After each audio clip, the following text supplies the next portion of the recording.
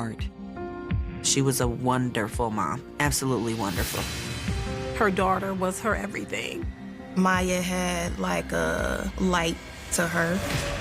Until she met her fate in a dark alley. It looked like a brutal killing. She was almost unrecognizable. There was lots and lots of rage there. The hunt for her killer will unveil a predator hiding in plain sight. He was obsessive with her, and he was not going to take no for an answer. He put her in the trunk of his car, and he tried to drive off with her. Somebody who loves you would not hurt you like that. That speaks to what type of monster he is. But can investigators track him down before it's too late? He was on the run as a fugitive. He was dangerous. He was mentally unhinged. This ain't over until he's in custody. Hands up! Get him up! Reach outside, open the car door! January 8th, 2023, Joliet, Illinois. Residents of this Chicago suburb are facing frigid temperatures following a festive holiday season. The holidays have come and gone. The winter weather is here. So typically during this time of year for the Joliet Police Department, things are quiet. But just after midnight, 911 dispatch receives a concerned call. Joliet Police. So, there has been like this car in the middle of the alleyway, and I don't know, I think nobody would kind of like come and claim it. In Chicago, obstructed alleys are a common thing that we see. Is anybody in the car? No, not that I can see. There's nobody that I can see in the vehicle. Okay. All right, we'll have someone check it out. When they arrived on the scene, they observed the parked vehicle that was called in. There's blood splatter all over the driver's side window, and there's a woman slumped over in the front seat. The responding officers quickly make another tragic discovery. Upon further investigation, they noticed that there was a child in a car seat in the rear seat of the vehicle. Fortunately, the little girl appears to be unharmed, but they can't be certain. She is transported to the hospital for full medical evaluation. Meanwhile, officers attempt to identify the lifeless woman behind the wheel. Once police run the vehicle's plates, they find out that the car is registered to 24-year-old Maya Smith. Growing up in Joliet, Maya Smith was the apple of her mother's eye. She was my shining light. She definitely knew how to brighten up a room. She had a very gentle spirit. She had a heart for others. It would be real hard to find somebody who wouldn't say that Maya had like a light to her. She always loved to sing. Singing was her thing, and she loved to dance. I would watch her when she was younger, just dance and twirl, and always, she just had this like free spirit and this laugh. Her laugh, I can hear it all the time. She had quite the laugh. Anybody would say that. It was like the female version of Goofy. His laugh, it was like that. But as much as Maya liked to have fun, she was serious about her faith. She was raised in church. We often talked about God and just the spirit that she carried. She was selfless, God-loving. She did things with integrity. She believed in doing what was right. After graduating high school, Maya enrolled in Joliet Junior College and also took classes at Post University. She mentioned she wanted to be a nurse to me, and she also wanted to be a therapist. Helping other people was like something she enjoyed doing. She always strived to look out for other people, just a great-spirited person. And in 2017, Maya met someone special, a caring and attentive young man named Derek Scott. When she met him, she was focusing on, school and just blossoming in life at that point. She took her time with Derek, but Maya did eventually realize, hey, I'm in love with this man. They seem to have good chemistry, and they like doing the same things, and she liked that he was laid back. In 2019, after 2.5 years of dating Derek, Maya discovered she was pregnant. When she got pregnant, she was in shock, but she was excited. She always wanted children, so I was happy for her and just wanted to be supportive. The couple's daughter was born in April of 2020. Maya was a wonderful mom, absolutely wonderful. Her daughter was her everything, so she just began to really, buckle down and focus on what was important. However, the stress of parenthood began to strain Maya and Derek's relationship. Derek and Maya were experiencing some of their hard times, some of their issues. They were having problems being on the same page with things. They definitely had two different personalities. Ultimately, they decided to end things. By the spring of 2022, Maya had moved on, finding comfort in a new connection with a 48-year-old barber named Jermaine Mandley. She met Jermaine on Facebook, and they just started talking and conversing.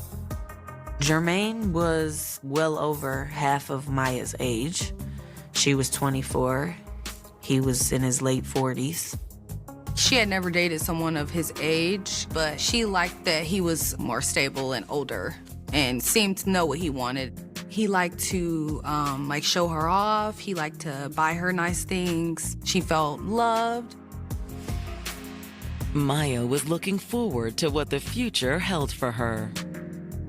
She was excited about school, she was excited about family, and she was just excited about adventures that were coming next. But now, police are shocked to find 24-year-old Maya Smith shot to death inside her vehicle. Maya has been shot several times in her stomach and in her head. It looked like a brutal killing. She was almost unrecognizable. To the police, that level of violence and overkill only mean one thing. This was definitely a crime of passion. Jumped out to detectives as a red flag and a potential motive. Maybe the reason why Maya was killed is because she confessed her love for Derek, and that's what really made Jermaine go over that line. Back at the station, detectives begin digging into Jermaine's past. When the police began to do a background search on Jermaine, they are absolutely floored by what they find. Jermaine is not your ordinary criminal. We find out that he killed somebody years ago in a vehicle. The incident stemmed from Jermaine being pulled over by the police. He drove off, taking the police on a chase. The chase resulted in Jermaine crashing into another vehicle and the occupants of that vehicle dying. That vehicle was occupied by a beloved pastor and his wife, a former educator. They were following a member of their congregation home that Sunday morning. Jermaine was found to have twice the legal limit of alcohol and drugs in his system. In the end, Jermaine pled guilty to 2 counts of reckless homicide and was sentenced for 15 years. He was released on parole in 2014. That was just a handful of years before he met Maya Smith. But the homicide is not Jermaine's only offense. Based on his arrest record, he has been committing serious, dangerous crimes for decades. Many women have come forward filing orders of protection against him for violence. The police also learned that Jermaine had been married several times over, and one of the ex-wives stated that he was responsible for physical, mental, emotional abuse repeatedly over the course of their marriage and their relationship. The most significant discovery in Jermaine's file is also the most recent. Just like Derek told them, they find this domestic violence report that details the assault between Maya and Jermaine. That occurred on June 13th of 2022. He had roughed her up pretty well. The evidence was there. You put it together and you're saying, well, this is the type of person we're dealing with. But now, homicide detectives see from the case file that the charges were quickly dropped. Unfortunately, she missed the court date. That's why it was not active. She went to the first one, but there was apparently a second one. To be working, to be in school, to be taking care of your child, now you're adding on another set of issues that you have to deal with. I think that was just because she was overwhelmed, maybe scared. She did have a small conversation with Jermaine. Like, I don't want to see you again. You hurt me. He kind of apologized in a way. Oh, I wasn't really gonna kidnap you, whatever the heck that means. In many domestic violence cases, the offenders, they basically beg and plead and say, you know, I only did this because I love you, and please give me another chance. Did Maya give Jermaine that second chance? In their search for answers, detectives turned to Maya's cell phone. After the detectives were able to finally get into Maya's cell phone, they did notice that she had Jermaine listed as a contact name, Do Not Answer. They also find that Maya had over 600 missed calls from him. But the missed calls are only the beginning.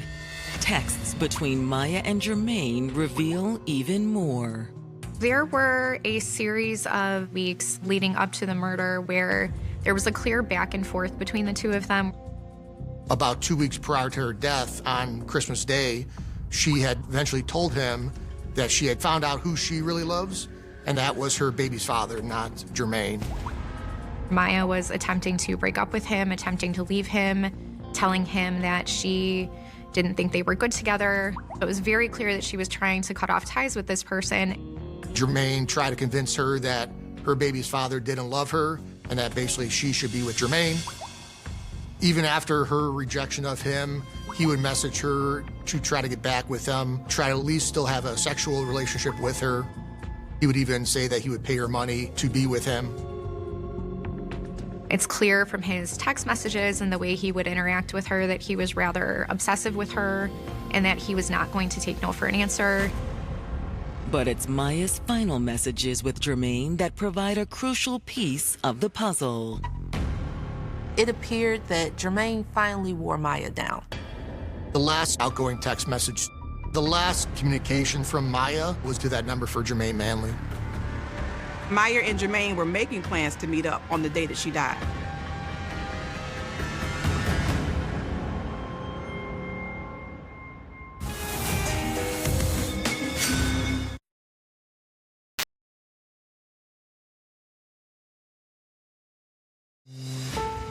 Detectives investigating the shooting death of beloved 24-year-old single mother Maya Smith have just learned she was supposed to meet up with her estranged boyfriend, Jermaine Manley, on the day she died.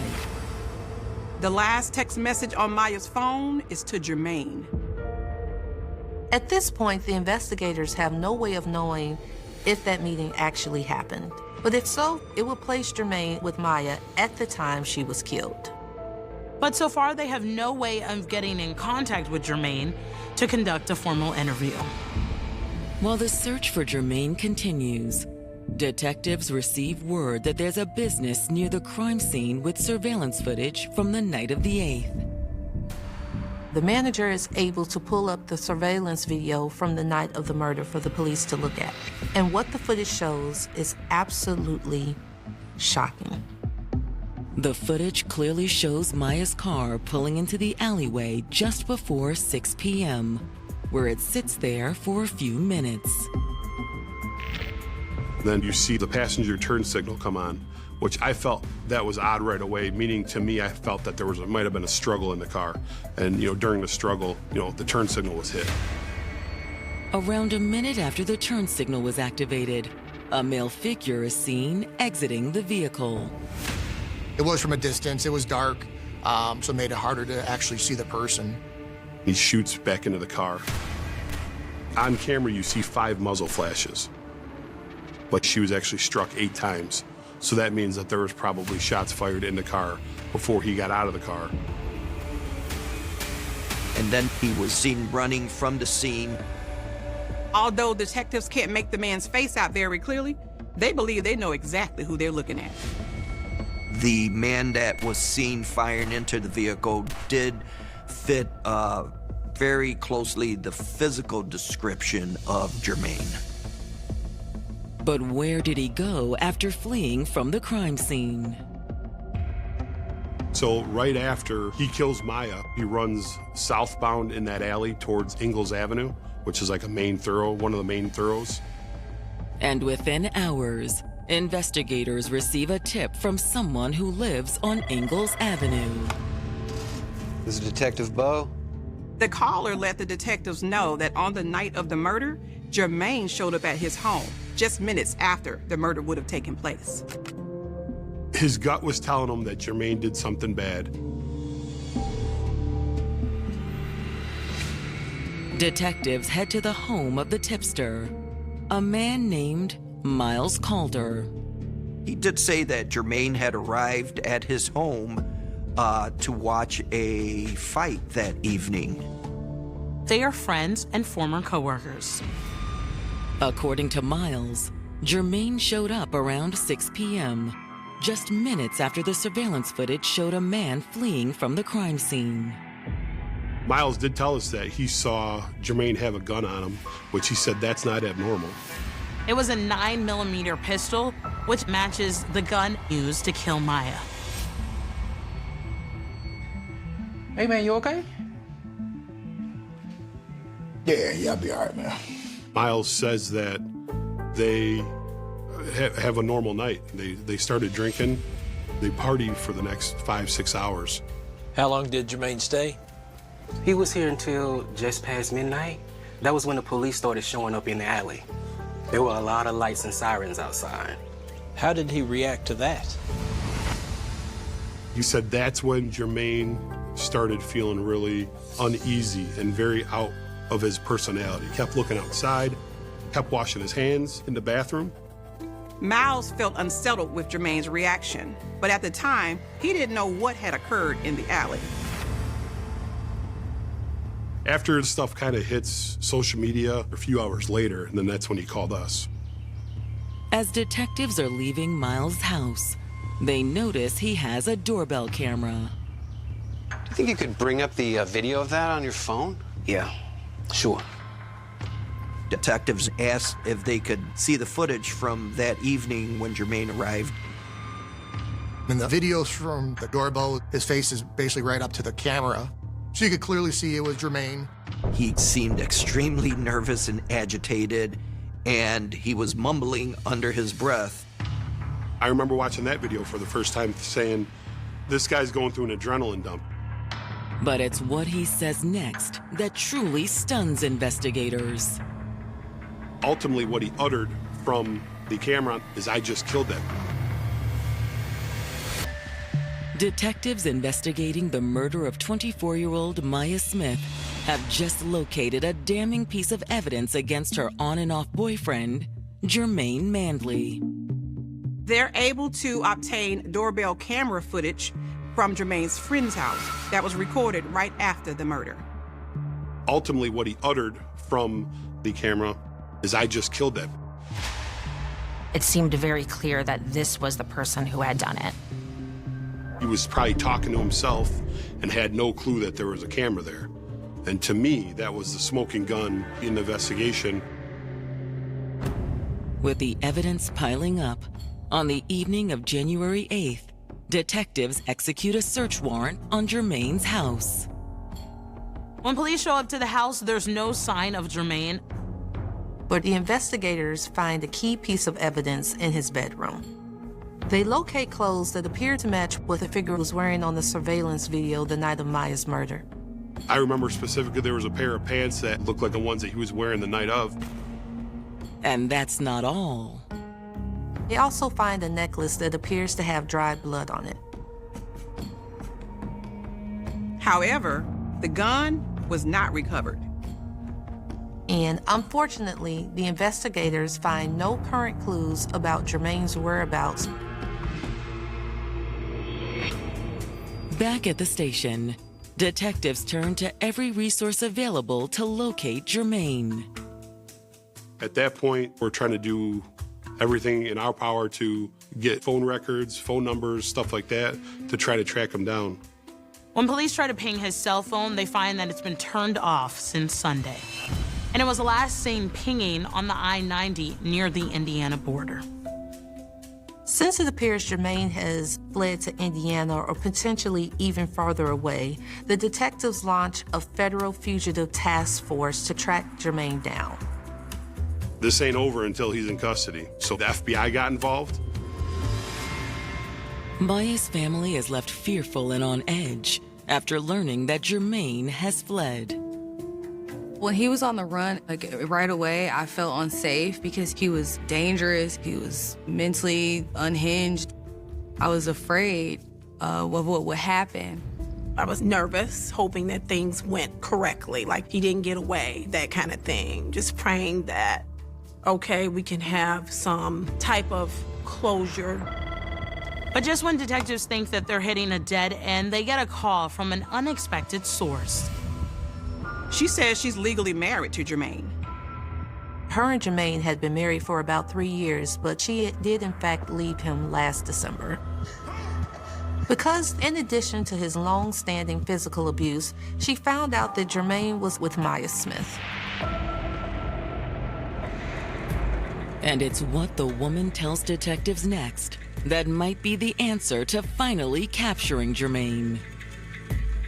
She was telling our detectives that Jermaine wants to meet up. She said, he's been reaching out to me. Simone shares that Jermaine reached out to her via Snapchat using a different name, Larry Love 2023. She said that Jermaine was begging her to help him flee the police. Simone tells police, even though she had no intention of helping him, that she was very much aware that he was wanted by the police, so she decided to play along, and she agreed to meet up with him at a casino in Hammond, Indiana. Many of the offenders of domestic violence are so narcissistic that they really think, even though I used to beat my ex-wife, she would never, turn me in. Now, thanks to Simone's vital tip, investigators know exactly where they can find Jermaine. On January 10th, police set up a sting operation at the casino where Jermaine was hiding out.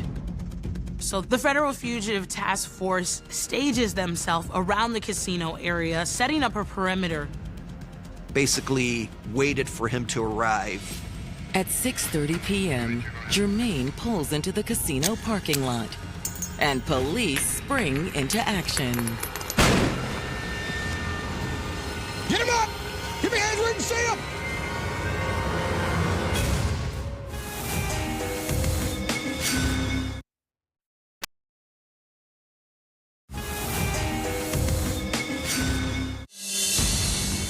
On January 10th, 2023, federal investigators finally have murder suspect Jermaine Mandley in their crosshairs.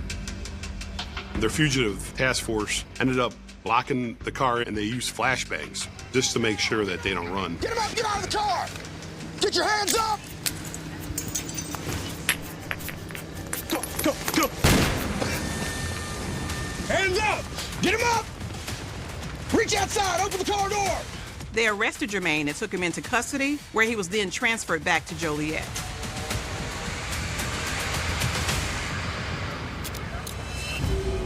Back in Joliet, Detective Bo sits down with Jermaine. I attempted to interview him. He invoked his rights. He did not speak about the incident. No remorse. That, to me, speaks to what type of monster he is, really. Jermaine is booked into the Will County Jail and charged with first-degree murder. We also charged child endangerment in addition to the murder counts because he left the baby in the car. He fired the firearm very close to her head in the car. Maya's family and friends are finally able to find a moment of peace following Jermaine's arrest. Him getting arrested, yeah, that was exciting. That was exciting. It was, yes, take him to court. I can't wait. I felt good because he was off the streets and he couldn't hurt anybody else. And now we could like breathe. I was excited, just happy that he's where he needs to be. As prosecutors prepare for trial, Maya is laid to rest. Her funeral was beautiful. She was very popular. So many people showed up that it was like, wow, girl. She brought out almost the whole entire city. It was an emotional day, very emotional. Her mom goes above and beyond when it comes to honoring Maya, and it's a day that will forever be with me. It was a lot, but I did have a lot of support. It helped to have so much support. 8 months later, in August 2023, Jermaine's trial begins. It was just surreal, like being in the courtroom and him being in there. It was just such a slap in the face because he had no accountability. He didn't even say he was sorry. He didn't show much emotion during the trial at all. I don't recall a reaction from him at all when we were discussing leaving the baby in the car or even the nature of how Maya was killed. He just sat there like he did nothing. He just didn't care. As the trial unfolds, the prosecution presents chilling evidence that paints a disturbing picture of Jermaine's behavior toward Maya. The prosecutors submit evidence of the couple's text messages that paints Jermaine in the light that he was an abusive and a controlling boyfriend. There were hundreds of text messages from him. You could see that he was still trying to convince her to be with him, and her text messages showed that she did not want to have that type of relationship with him. And on the night of January 7th, Jermaine's violence reached a terrifying peak. Prosecutors argue that on January 7th, that Jermaine had plans to watch a fight at his friend Mal's home. He began to harass Maya over the phone until she agreed to give him a ride. That is how they ended up in the alley. When Maya told Jermaine she wasn't interested in seeing him anymore, he immediately snapped and shot her 8 times.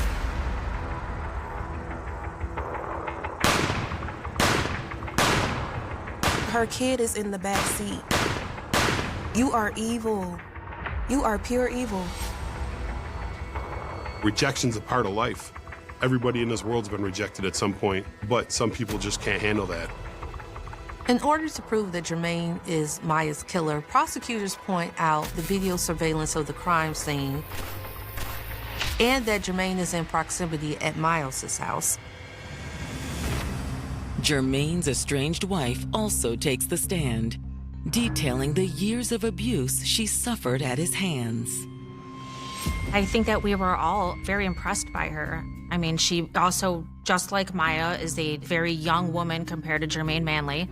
And she walked in confidently, stopped and looked at him, took the stand, and told everything that she had to tell. After a grueling 5-day trial, the jury deliberates for just 30 minutes before rendering a verdict. Guilty. When we got the verdict, the entire courtroom stood up and cheered before the judge was even done speaking. Relief. I mean, we knew that that was the right verdict, so we were pleased with it. Jermaine is sentenced to life in prison. I believe that Jermaine Manley got what he deserved. I believe a life sentence was entirely appropriate for him. I just pray that the Lord has mercy on his soul. You know, at least I could have some sense of peace knowing that he would not be back on the street. Those who knew Maya are left to reflect on the tragedy that could have been prevented. Considering him having all the previous cases, he should have been locked up somewhere, you know, a long time ago. And then Maya would have never even crossed paths with him. I felt like he could have been stopped, but it's like he kept getting away with things. He had a track record for doing this to people. And it's like nobody's seen it. I think a major lesson is that domestic violence doesn't get better. I tried to tell her story to spread awareness to young women, people that I know that have been in domestic violence situations. I try to talk to them and let them know it could turn, and very quick. Somebody who loves you would not hurt you like that. I don't care how much they do for you, they would not hurt you like that. Nobody deserves to get beat. Nobody deserves to get strangled. Nobody deserves to get, attacked. I would love for the world to remember her as a very nice, sweet person and somebody who cares about other people and a good mother. She was God-loving. Remember her as God-loving. She had unconditional love for her daughter. She was kind-hearted.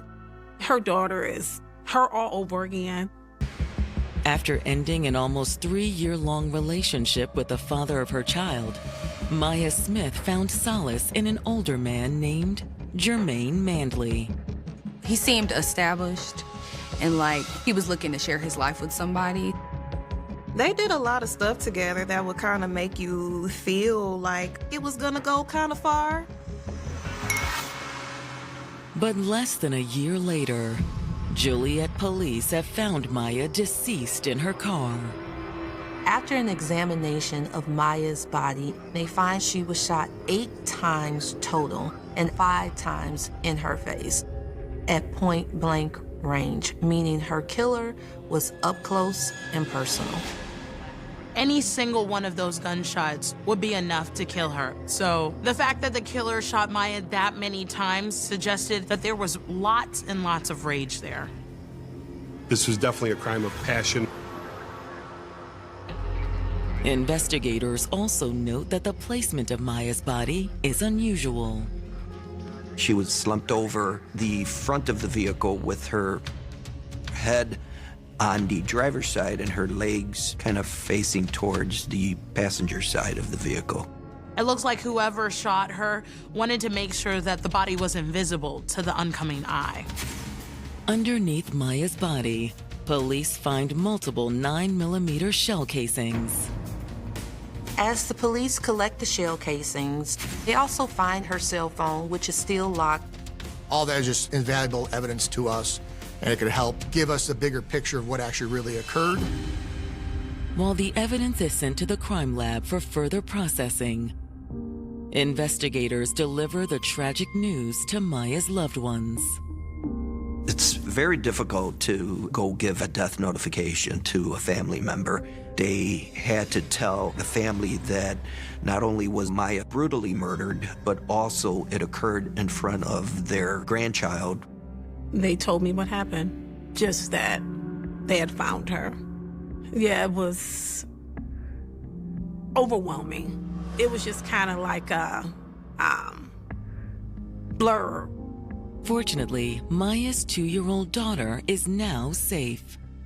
She was at the hospital being cared for. She was doing well. But investigators still need to get to the bottom of who committed this heinous crime. It's crucial to try to put together a timeline as to how this victim got to where we're at. Maya's mother informs the detectives that the last time she saw her daughter was yesterday afternoon. Me and my sister were taking down my Christmas tree. Maya, she just wasn't herself that day. She just had a lot on her plate. So I just let her go out the door, and that was the last time I seen her. It appears that this murder was incredibly personal, so it led investigators to begin to ask the family members about anybody that they knew she was dating. They said Maya's been on and off with this guy, Jermaine Mandley, for probably a little bit over a year. He was a little bit older, a lot bit older, in my opinion.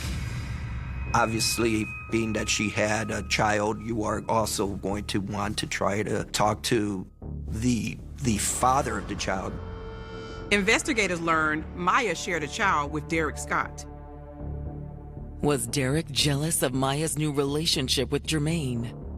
Detectives decide to run a background check on him. We end up finding that Derek Scott was incarcerated at the DuPage County Jail at the time of the homicide. He was dealing with some unrelated charges. While it appears on his face that Derek couldn't have done this crime because he was already in custody, police still feel it's worth having a discussion with him to try to figure out what he knows. Myself and another detective actually drove to the DuPage County Jail and spoke with Derek. What is this all about? It's about Maya. She's gone. What do you mean she's gone? I just remember the raw emotion from Derek finding out that his baby's mother was killed. Even though they had broken up, he admits to police that he still had feelings. I asked Derek, have you ever met Jermaine before? And I remember specifically Derek acting like he knew this guy was bad news. Derek goes on to say that even though he's only met Jermaine once, he did not have a good feeling about him. And he thinks this because he found out a few months ago that Jermaine viciously attacked Maya.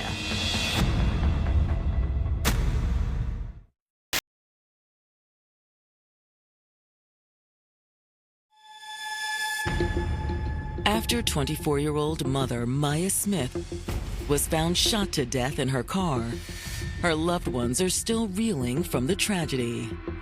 I broke down and I was crying, and I don't know. It was hard. It was bad. Everybody was just falling apart. We was devastated. And her baby was in the car. One of those bullets could have bounced off and hit the 2-year-old in the back seat. I just don't have no words for that. Now, Illinois detectives are speaking with Maya's ex-boyfriend, Derek, who raises some concerns about her new flame, Jermaine Mandley. He did direct him to Jermaine, who he heard did have a bit of a brutal background. While he doesn't know all the details, he knows that Jermaine and Maya got into a heated incident back in June of 2022. They're just sitting in the car talking. He wanted to take her somewhere, but she didn't want to go. I think it was like the middle of the night or something, and her daughter's in the house. So she's like, no, I don't want to go. I guess he ended up arguing with her, pushing her around, shoving her around. She tried to leave, and that's when he attacked her. And he was making threats to put her in a trunk of his car. And she was like, oh, that's not gonna happen. And she fought him, this is insane. But eventually, Jermaine was able to overpower Maya. He put her in the trunk of his car, and he tried to drive off with her. I think he wanted to kidnap her, but she kicked her way out. She was able to get out of the trunk of the car, and she ran down the street screaming for help. Thankfully, someone heard her cries for help and called the police. Derek tells detectives Maya was injured as a result of the attack. I remember her lip busted, her black eye, nails missing. And that's when they filed a police report against Jermaine for domestic battery. But what really catches detectives' attention is Derek's last conversation with Maya. Derek had actually spoke to Maya the day that she died. There are cold cases that begin with a body, and then there are cold cases that begin with silence. On the night of November 18th, 1987, Jay Cook and Tanya Van Kylenborg left their home in Sonic, British Columbia, expecting to be gone only briefly. They were young. Jay was 20 years old. Tanya was 18. They were traveling together in J.S. family van, a bronze 1977 Ford Club wagon, on what should have been an ordinary overnight trip to Seattle. Their plan was simple. They were heading south to pick up a furnace part for J.S. father, then return home the following day. There was nothing about that journey that suggested it would become the beginning of one of the most haunting murder investigations in the Pacific Northwest. But they never came home, and when investigators finally found them, they were no longer looking for two missing young people. They were looking at two separate crime scenes, separated by miles, connected by a trail of evidence that would remain unsolved for more than 30 years. The last confirmed movements of Jay and Tanya placed them traveling through Washington state. They had crossed from Canada and continued south, eventually reaching the Bremerton area. Around 10 o'clock that night, they purchased a ticket for the ferry from Bremerton to Seattle. Then the trail went dark. No confirmed phone call, no return home, no reassuring message to family, nothing. For the people who loved them, the silence was terrifying. At first, there was still hope that the couple had simply been delayed. Perhaps something had gone wrong with the van. Perhaps they had changed their plans. Perhaps they would appear the next morning. But morning came. Then another day, and the fear grew. The trip had been supposed to be temporary. Instead, Jay and Tanya had vanished. Investigators would eventually discover that their disappearance was not the result of an accident or a spontaneous decision to disappear. Somewhere during that journey, they had crossed paths with a killer, and that encounter would leave behind evidence that would survive for more than 3 decades. On November 24th, 6 days after the couple disappeared, Tanya's body was discovered in Skagit County, Washington. She was found partly clothed in a wooded area, and investigators immediately recognized that this was not a missing persons case anymore. It was a homicide investigation. The following day, J.S. van was found in Bellingham near the Canadian border. Inside the vehicle were clues that would become critical years later. Tanya's black pants were among the evidence recovered from the van, and forensic examination revealed semen that did not come from Jet. The biological evidence would eventually become known as the DNA profile of individual A. At the time, however, investigators had no idea whose DNA they were looking at. They had biological evidence. They had a victim. They had a missing boyfriend. They had a vehicle. But they did not have a name. Then, on November 26th, J.S. body was discovered in Snohomish County, more than an hour north of Seattle. His body had been found near a river, and investigators were now confronted with a brutal reality. 2 young people had left Canada together, and within days, both were dead in Washington state. Their bodies had been discovered in different locations, while the van was found somewhere else. Evidence was scattered across the region. What investigators were facing was not one simple crime scene. It was a chain of locations that had to be connected. The case immediately became one of the most disturbing investigations in the region. Detective Jim Scharf would later describe it as one of the most horrendous, unsolved cases his department had ever faced. Investigators had reason to believe that the same offender had been responsible for the violence against both victims, but proving exactly what had happened was extraordinarily difficult. A bullet casing discovered near Tanya's body was connected to bullets collected at a tavern in Bellingham, although the weapon itself was never found. A surgical glove was discovered under a port. Investigators believe the glove may have been used to avoid leaving fingerprints. And then there were plastic zip ties. They appeared in different locations connected to the case, including near the bodies and inside the van. Those small pieces of plastic would become one of the clues prosecutors later used to argue that the separate scenes were connected. But in 1987, none of those pieces could produce the name investigators desperately needed. The most important clue may have been sitting quietly inside the van. Tanya's pants contained biological evidence. Scientists determined that the semen found on them did not come from Jed, and the DNA profile matched biological evidence recovered from Tanya's body. Investigators now had a genetic signature belonging to an unknown man. They called him Individual A. That name would follow the case for decades. Individual A was not a face. He was not a suspect. He was not someone detectives could knock on a door and question. He was simply a biological profile extracted from evidence connected to a murder. In 1987, that distinction was enormous. Modern forensic genealogy did not exist in the form investigators would eventually use. Consumer DNA databases were decades away. the technology needed to turn distant genetic relatives into a family tree and then into a suspect did not yet exist. The investigators could preserve the evidence, but they could not force it to reveal its own. And so the investigation began its long journey into darkness. Leads came and went. Investigators examined possible suspects. People were questioned. The case attracted attention, but the killer remained unidentified. The families were left with questions that had no answers. Why had Jay and Tanya been targeted? Who had approached them? How had the killer gained control of the situation? Where had the couple first encountered him? How had their final hours unfolded? Every unanswered question became another piece of the burden carried by those who survived them. Then came another disturbing development. In the months after the murders, the victims' families received taunting greeting cards containing graphic descriptions of the killing. The cards were postmarked from different cities, including Seattle, Los Angeles, and New York, and they appeared to have been written by the same person. For years, the cards added another layer of horror to an already terrifying case. Investigators eventually identified the person responsible for sending them in 2010, but authorities determined that he was not the killer and had no connection to the murder. The letters were therefore another dead end, another disturbing chapter that failed to reveal the identity of individual A. The years continued. The 80s became the 90s. The 90s became the 2000s. The 2000s became the 2010s. The photographs of Jay and Tanya grew older while the unanswered question remained exactly where it had always been. Who killed them? The case was not forgotten by investigators. Evidence remained stored.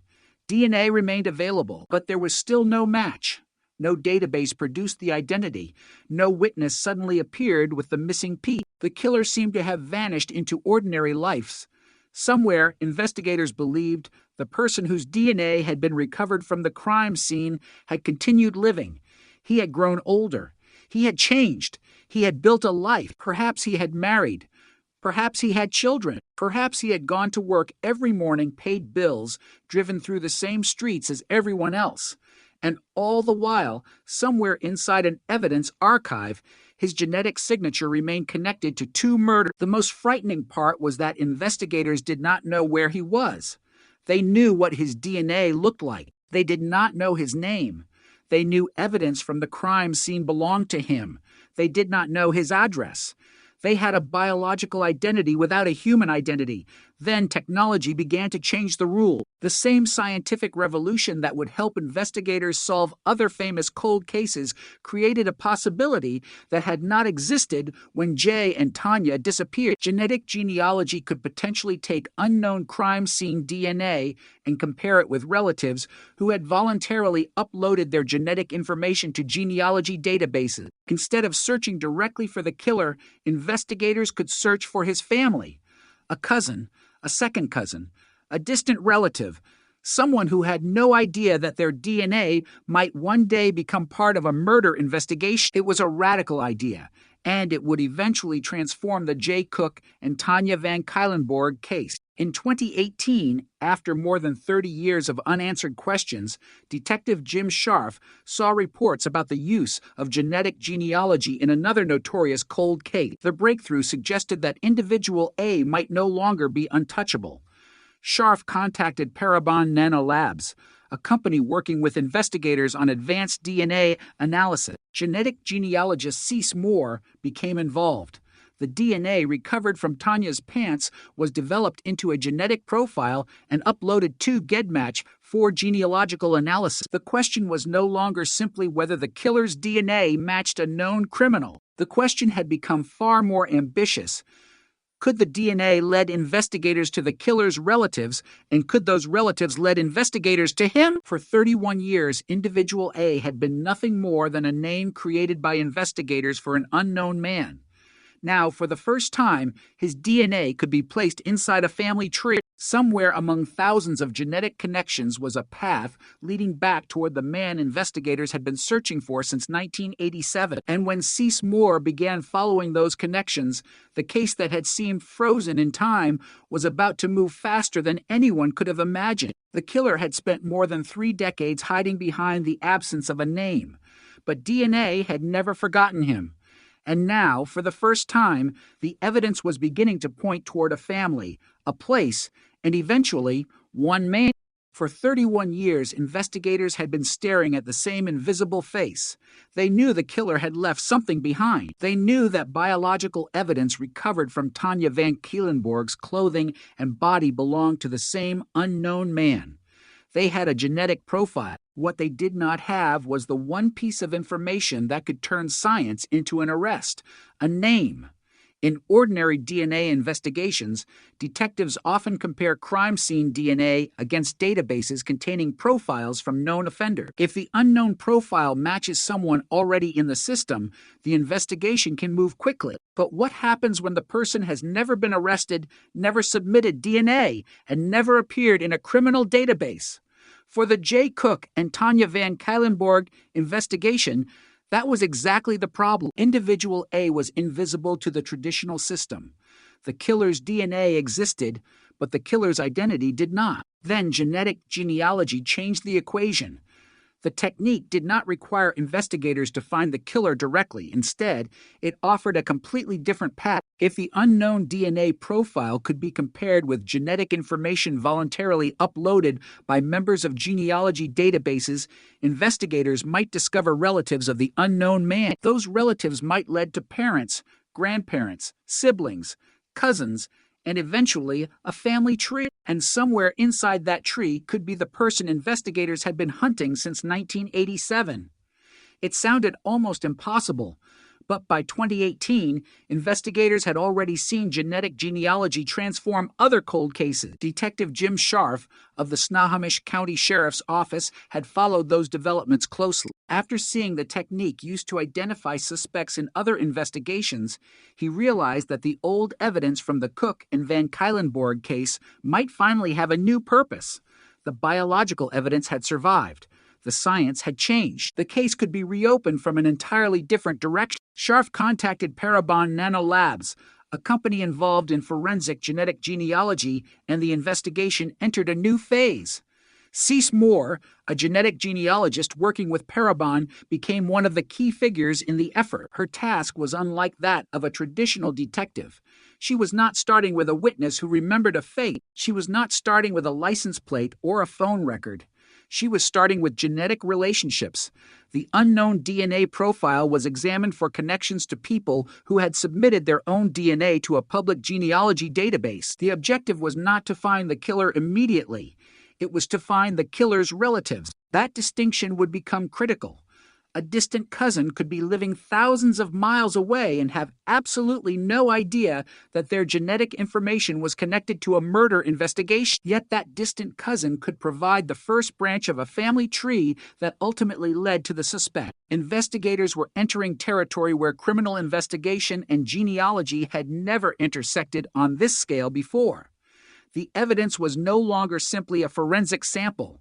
It was a map of biological relationship. Moore began working through the genetic matching. She examined shared DNA segments, estimated relationships, constructed family trees, and searched historical records. The process was painstaking. A genetic match alone was not enough. The relative had to be placed correctly within a larger family structure. The family tree had to make sense across generations. Names, dates, marriages, births, locations, and relationships all had to align. One incorrect assumption could send the investigation down the wrong branch. One distant relative could open a door, but investigators still had to determine which door mattered. As Moore worked through the available genetic connections, the mystery began to shrink. The unknown killer was no longer simply individual A. His biological relatives were beginning to appear. The investigation had moved from a question about identity to a question about ancestry. Who were the parents of the unknown man? Where had they lived? Who were their children? Which descendants had been in Washington state in 1987? Which male relatives could have been old enough to commit the crimes? Which family lines intersected with the geography of the investigation? Each question narrowed the possibilities. This was not the kind of breakthrough that happened in a single dramatic moment. It was a slow process of elimination.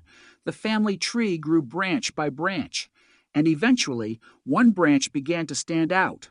Moore identified a family connection that led investigators toward the Talbot family. The name that eventually emerged was William Earl Talbot. He was not a random stranger who had appeared from nowhere. He was a man whose family history could be traced through the genetic relationships identified in the investigation.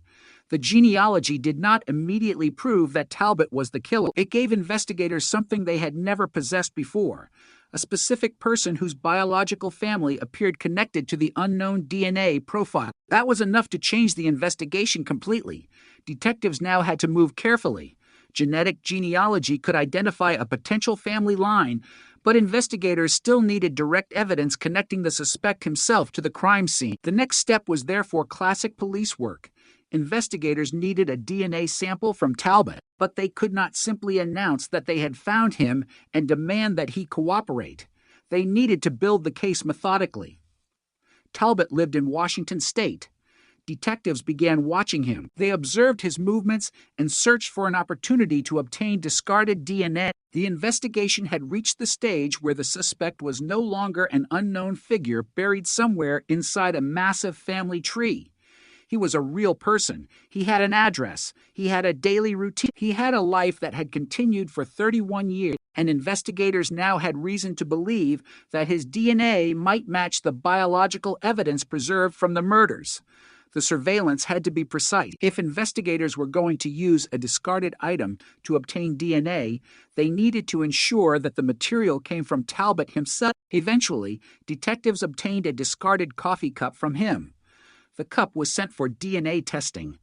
The laboratory comparison would determine whether the genetic genealogy theory was correct. The result was extraordinary. The DNA recovered from the coffee cup matched the DNA profile of individual A. The man whose identity had been unknown for more than 3 decades was now directly connected to the biological evidence from the murder. William Earl Talbot had been identified through a combination of genealogy, investigative work, and forensic DNA analysis. The cold case had finally reached a turning point, but investigators were not finished. A DNA match can be powerful, but a murder investigation must still establish the circumstances surrounding the crime. Detectives needed to understand who Talbot was in 1987, where he had been, how he could have encountered Jay and Tanya, and whether the evidence supported the conclusion that he was responsible for their death. The genetic genealogy had given them the suspect. The direct DNA comparison gave them a forensic connection. Now the investigation had to reconstruct the past. That meant returning to the original evidence: the van, the clothing, the locations where Jay and Tanya were found, the plastic ties, the bullet evidence, the surgical glove. Every surviving detail had to be examined again. The investigators were no longer searching through darkness. They were looking at the case with a specific suspect in mind. And that changed everything. Evidence that had once been merely mysterious could now be evaluated in context. Investigators could ask whether Talbot's known history and movements were consistent with the physical evidence. They could examine whether his family connections fit the genealogy. They could determine whether the DNA evidence was consistent with the original crime scenes. The case was beginning to form a coherent structure after 31 years of fragments. Yet one of the most disturbing aspects of the investigation was the sheer amount of time that had passed. Talbot had lived for decades while the families of Jay and Tanya continued to carry the consequences of the murder. He had reached adulthood after the killings. He had built a life. He had remained outside the reach of the original investigation. If investigators were correct, the man whose DNA had been preserved from the crime scene had spent more than 3 decades moving through the world without being identified. That possibility was chilling. It demonstrated the limitations of traditional databases. A person does not have to be invisible to everyone. He only has to be invisible to the system searching for him. In 1987, the system had no path to Talbot. In 2018, genealogy created one, and that was the revolutionary element of the case. Investigators had not found Talbot because his name appeared in an old police file. They found him because his DNA had relatives. The killer's genetic identity had been hiding inside a family network. The investigation simply needed the technology and expertise to trace that network backward. For Cece Moore, the case represented one of the most striking examples of what forensic genealogy could accomplish. For detectives, it was the first real opportunity in decades to bring the investigation toward an identifiable suspect. For the families, it meant that the question that had haunted them since 1987 finally had a possible answer. But there was still another question, one that could only be answered through the courts and through evidence gathered directly from Talbot himself. Was William Earl Talbot truly the man whose DNA had been recovered from the crime scene? The discarded coffee cup provided the critical comparison. The laboratory found that it matched. Individual A was no longer anonymous. The name was William Earl Talbot. And suddenly, the cold case that had survived 31 years was no longer a mystery without a suspect. It had become an active homicide investigation again. Detectives had a person. They had a DNA match.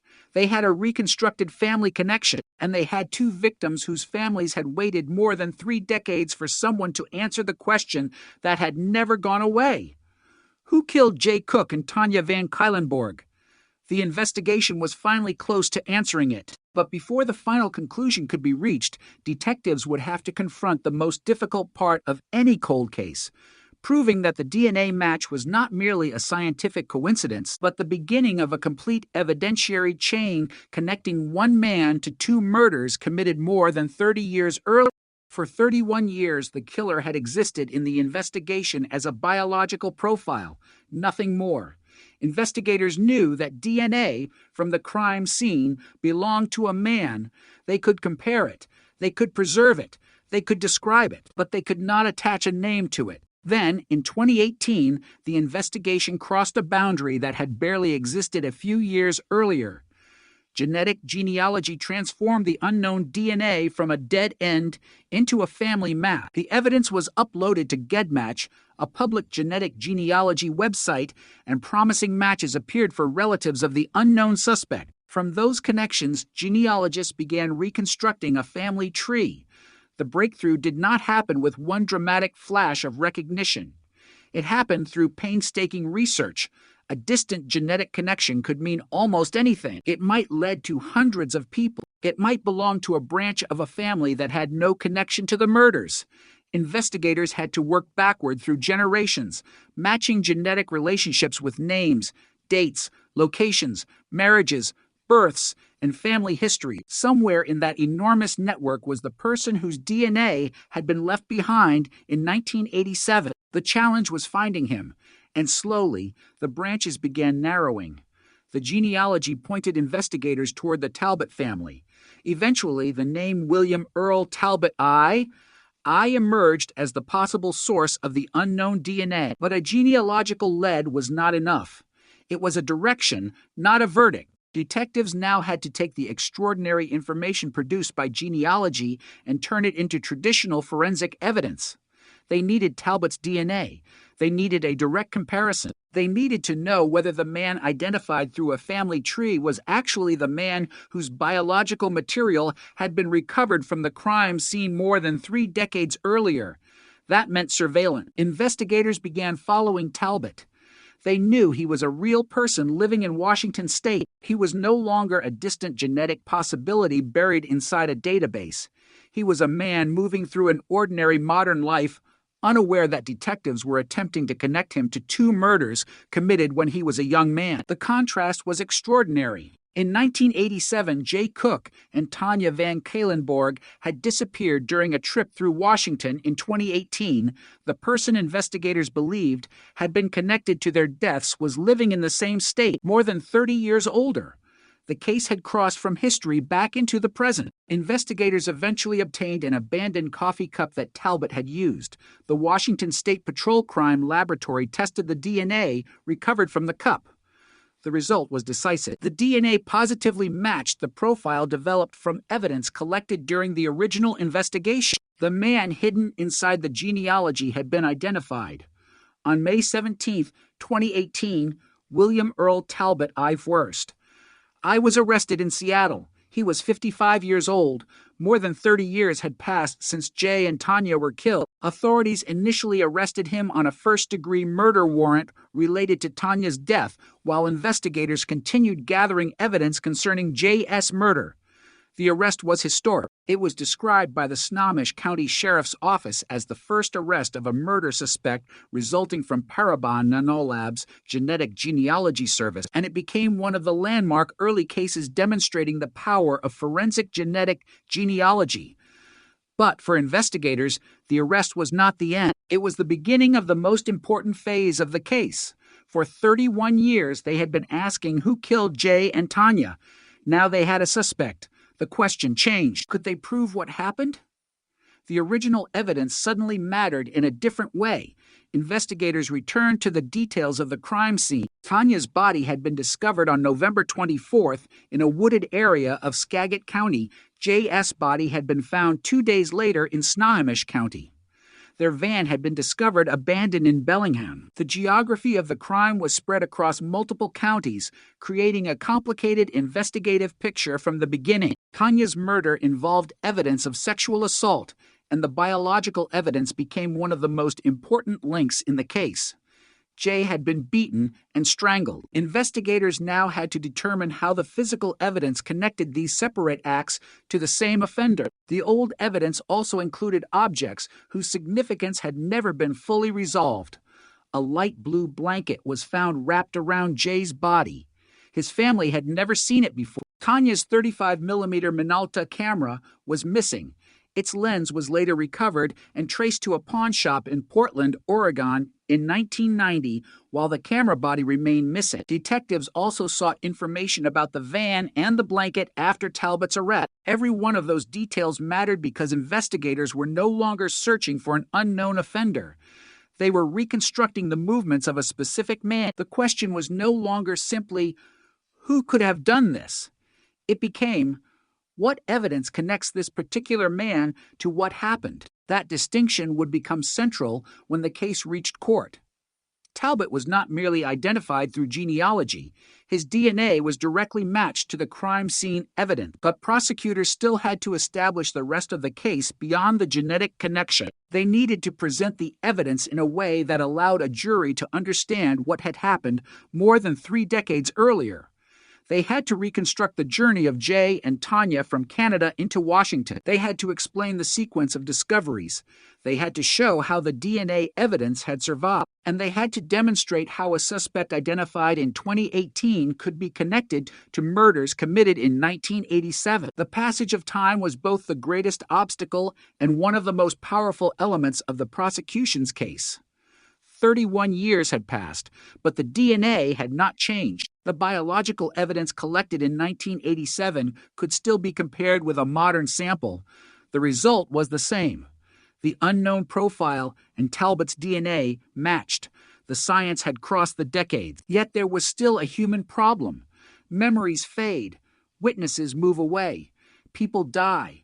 Records disappear. The prosecution had to rely heavily on evidence that could survive time. The DNA was therefore not simply another clue. It was the bridge connecting 2 completely different eras of the investigation. In 1987, investigators had a murder scene without a name. In 2018, they had a name whose DNA matched the old evidence. That bridge was what made prosecution possible. As the case developed, the public began to understand just how revolutionary the investigative method had been. Traditional forensic databases had failed to identify the unknown DNA because the killer's profile did not match a known offender. Genetic genealogy changed the search. Instead of looking for the exact person, investigators looked for biological relatives. Those relatives became signposts. Their DNA did not identify the suspect directly, but it provided the family structure needed to find him. It was a completely different investigative philosophy. The killer had not necessarily entered a law enforcement database, but someone related to him had entered a genealogy database. That was enough to create a path. The implications were enormous. For decades, investigators had been searching for a person. Genetic genealogy allowed them to search for a family. Once the family was identified, traditional police work could take over. Detectives could investigate the people connected to the family tree. They could establish ages. They could examine locations. They could determine who was living in the relevant region in 1987. They could eliminate individuals who could not have been involved. Eventually, one person remained at the center of the investigation: William Earl Talbot, I. The genetic genealogy did not end the case. It gave the detectives the doorway. The direct DNA comparison opened it. The arrest brought the suspect into the legal system. Now the evidence would have to survive another test, one far different from a laboratory examination. It would have to survive a courtroom, and that meant every detail of the investigation could be challenged. The defense could question how the genealogy had been conducted. It could challenge the collection and interpretation of evidence. It could question the circumstances surrounding the DNA sample. It could dispute the prosecution's reconstruction of the murder. The state would have to prove its case beyond a reasonable doubt. The technology that had identified Talbot was extraordinary, but technology alone could not determine guilt. That decision belonged to the justice system, and as the case moved toward trial, investigators were forced to revisit the terrible events of November 1987 with an intensity they had not experienced in decades. The old photographs were still there. The old reports were still there. The evidence was still there. But now, for the first time, every piece had to be understood in relation to the man sitting at the center of the investigation. The case that had once been defined by uncertainty was becoming a prosecution. The families of Jay and Tanya had waited more than 30 years for this moment. But even after the arrest, one question remained hanging over everything. Would the evidence that had finally found William Earl Talbot be strong enough to convince a jury that he was responsible for the murders of Jay Cook and Tanya Van Cuylenborg? The answer would come not from a genealogy database, not from a computer search, and not from a single DNA report, but inside a courtroom where 3 decades of evidence would finally be placed before a jury. The arrest of William Earl Talbot. I changed everything, but it did not erasing investigators. For 31 years, they had been trying to identify the man behind the DNA profile known as individual. Now they had a name, a face, and a direct genetic match. But an arrest is not a conclusion. It is a demand for proof, and the prosecution would have to convince a jury that the man identified through genetic genealogy was not merely related to the unknown DNA profile, but was the individual whose biological evidence had been recovered from the murder investigation. The challenge was enormous because the crimes had occurred in 1987. Memories were decades old. Physical locations had changed. People had aged. Some witnesses were no longer available.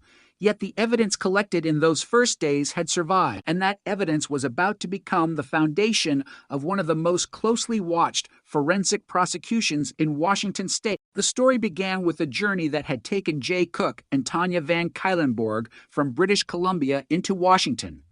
They had crossed the border in J.S. family van, a 1977 Ford Club wagon. Their trip was supposed to be temporary. They planned to travel to Seattle to obtain a furnace part for J.S. father. Instead, they disappeared. Their last known movements would eventually become a crucial part of the investigation. On November 18, 1987, the couple purchased a ferry ticket in Bremerton for the crossing to Seattle. After that, their movements became uncertain. 6 days later, Tanya's body was found in Skagit County. The following day, J.S. van was discovered in Bellingham. Then, on November 26th, J.S. body was found in Snohomish County. 3 locations, 2 victims. 1, abandoned vehicle. A trail of evidence spread across Washington. For investigators, the geography itself created questions. Why were the victims found in different places? Where had the van been driven? Where had the attack occurred? How had the killer moved between the locations?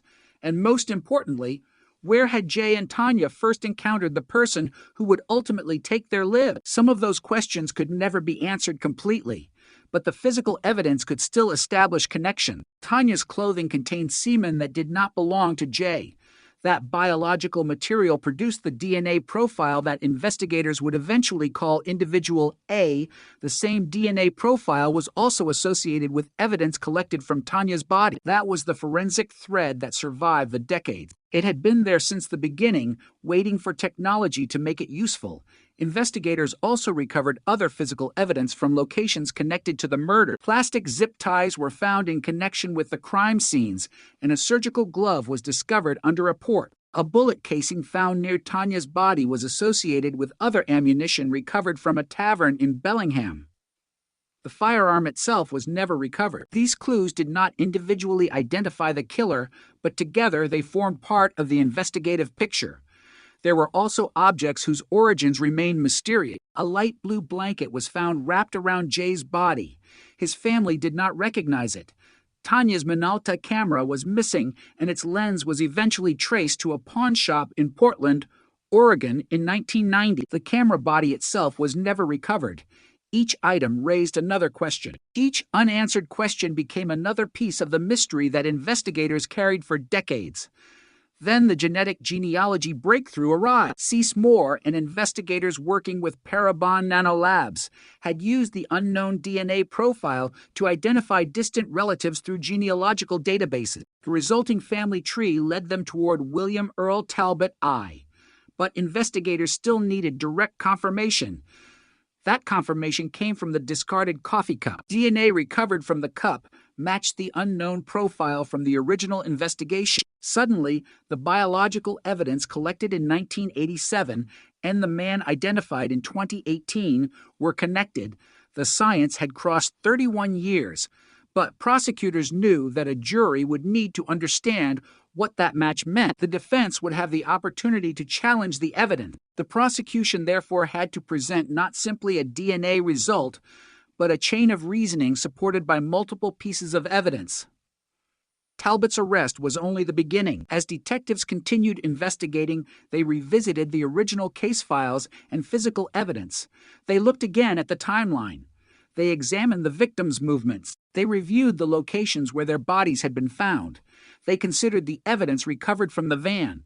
They examined the biological material that had survived since 1987, and they reconstructed the genetic genealogy investigation that had led to Talbot. The story was extraordinary enough that it quickly attracted national attention. Genetic genealogy had already begun changing the landscape of cold case investigations, but the Cook and Van Cuylenborg case was particularly significant because it showed how a technique normally associated with tracing ancestry could be transformed into a tool for homicide investigation. Instead of searching directly for a criminal profile in a law enforcement database, investigators had followed the unknown man's biological relatives.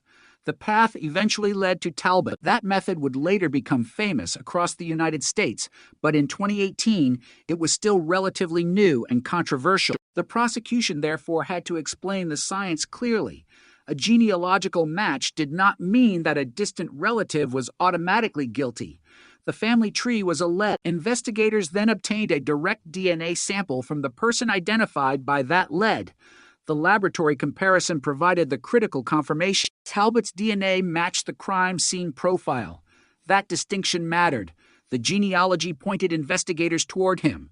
The direct DNA testing connected him to the biological evidence. The two processes supported each other, yet the defense could still argue that a DNA match alone did not explain the entire crime. The prosecution had to establish how the biological evidence fit into the broader circumstances. This was where the original investigation became essential. The evidence had not been created in 2018. It had been collected in 1987, long before Talbot was identified. That meant investigators could not simply argue that the evidence had been gathered because police suspected him. It had been collected before anyone knew his name. The biological evidence existed independently of Talbot's later identification. That fact gave it enormous significance. The DNA had not been manufactured to fit a suspect. The suspect had been found because of the DNA. This reversed the usual perception of a criminal investigation. Instead of investigators selecting a suspect and then searching for evidence, the evidence had effectively selected the suspect. The genetic profile existed first. The genealogy pointed toward a family. The direct sample then pointed toward Talbot. That chain would become one of the most powerful elements of the case. But prosecutors still had to confront the passage of time. More than 30 years separated the murders from the trial. The defense could emphasize that gap. Witness memories might have changed. Some physical locations might no longer look the same. the investigation had evolved through several generations of detectives. The original case had been investigated under technologies that were dramatically different from those available in 2018, yet the core biological evidence remained unchanged. DNA does not depend on memory. It does not become confused because 30 years have passed. The sample recovered from the original crime scene could still be compared with Talbot's DNA. The result was the same. The profile matched. That scientific continuity was extraordinary. The victims had aged only in photographs. The investigators had grown old. The suspect had become a middle-aged man. But the DNA profile remained exactly where it had been since the night of the murders.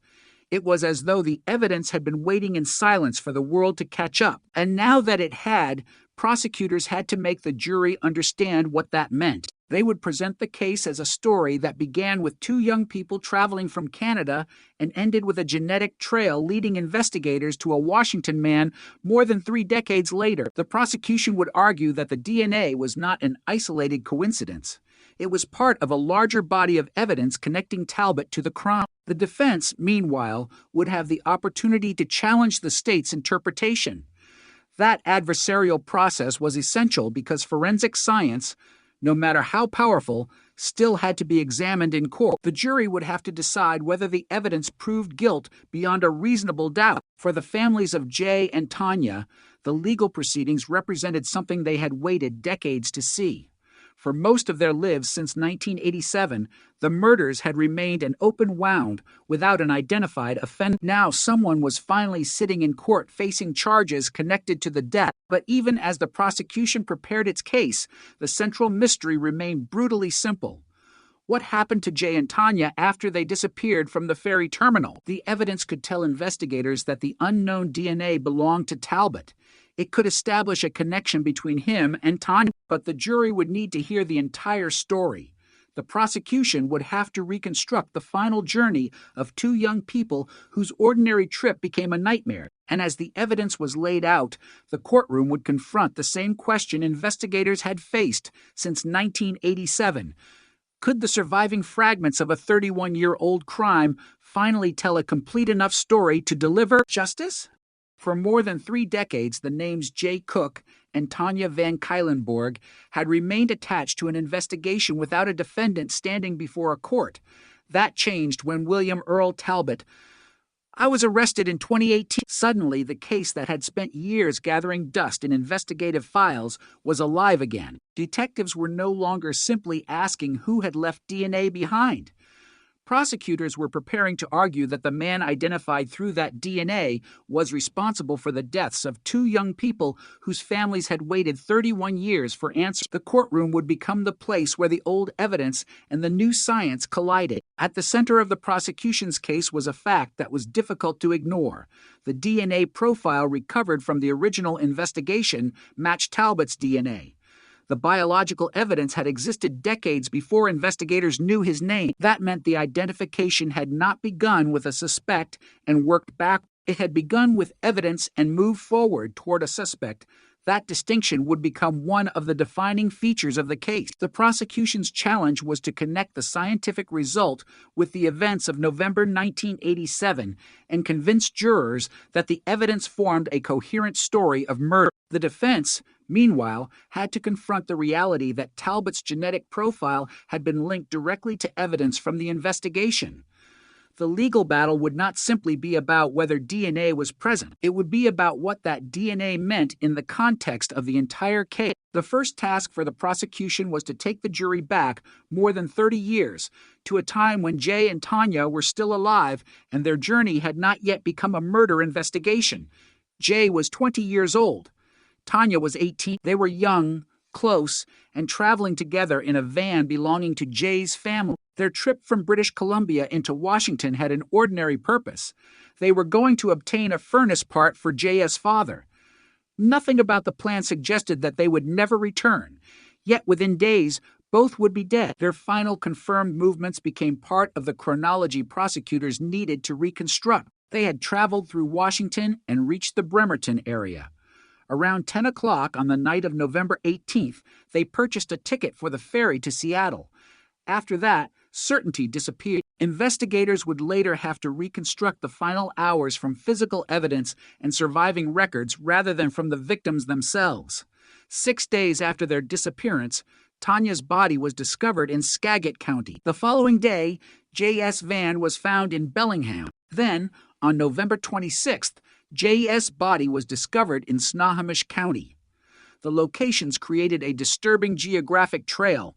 The couple had disappeared together, but their bodies were found separately. The van had been abandoned somewhere else. The investigation, therefore, had to determine how those locations were connected. The biological evidence provided one of the strongest links. Semen recovered from Tanya's clothing produced the DNA profile that investigators later identified as Individual A. The same profile was associated with evidence from Tanya's body. That evidence had been collected before anyone knew who Individual A was decades later. It matched Talbot. The prosecution could therefore tell the jury that the DNA was not merely a modern discovery, it was part of the original investigation. It had been sitting inside the case for 31 years. The question was why it had taken so long to identify its source. The answer was technology. In 1987, investigators did not have the modern tools necessary to identify the unknown DNA through genetic genealogy. Even after DNA profiling became available, a profile without a corresponding person in a database could remain unidentified indefinitely. Individual A was effectively a biological ghost. Investigators knew the DNA belonged to a man, but they did not know where he was. Traditional database searches could not provide the missing identity.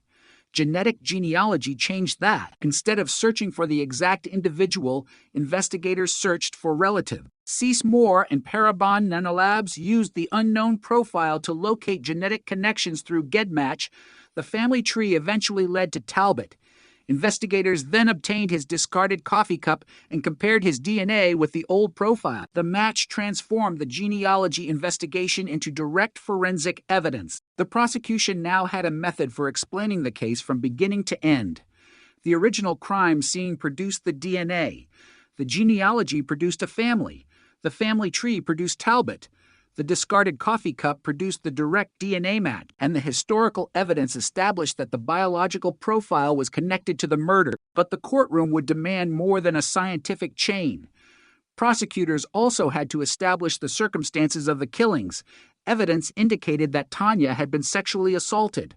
Jay had suffered fatal violence. The two victims had been separated and their bodies left in different locations. Investigators had recovered physical objects associated with the crime, including plastic zip ties and other items whose significance had been examined over the years. A bullet casing near Tanya's body was connected to ammunition found at a Bellingham tavern. Although the firearm itself was never recovered, a surgical glove was also discovered under a porch. These pieces did not all lead directly to Talbot, but they helped reconstruct the violent circumstances surrounding the murders. The defense had its own task. A case involving evidence more than 30 years old was inherently vulnerable to questions about memory, interpretation, and reconstruction.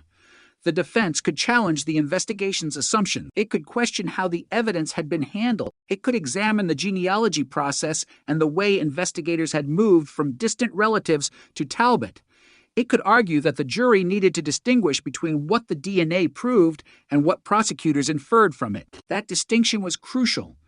DNA can establish a biological connection. It does not automatically provide a complete narrative of a murder. A jury must consider the circumstances surrounding the evidence. Where was it found? How did it get there? What other evidence supports the prosecution's theory? What alternative explanations exist? The trial, therefore, became a test not only of forensic science, but of the entire investigative chain. The prosecution needed to show that the pieces fit together. The defense needed to show whether reasonable doubt remained. For the families, the proceedings carried a different meaning. They had spent decades watching the case remain unresolved. They had seen investigators come and go. They had lived with the knowledge that whoever killed Jay and Tanya had never been publicly identified. Now there was finally a defendant, the name William Earl Talbot. I was no longer simply the conclusion of a genealogy investigation. It was attached to formal criminal charges. The courtroom offered something the families had not seen in 31 years. the possibility of legal accountability. But the case also forced everyone back into the details of the murder. The evidence had been preserved, but so had the memory of what had happened. Every photograph, every report, every piece of testimony brought the victims back into the center of the investigation. They were no longer simply names in an old, cold case. They were young people whose final journey was being reconstructed before a jury.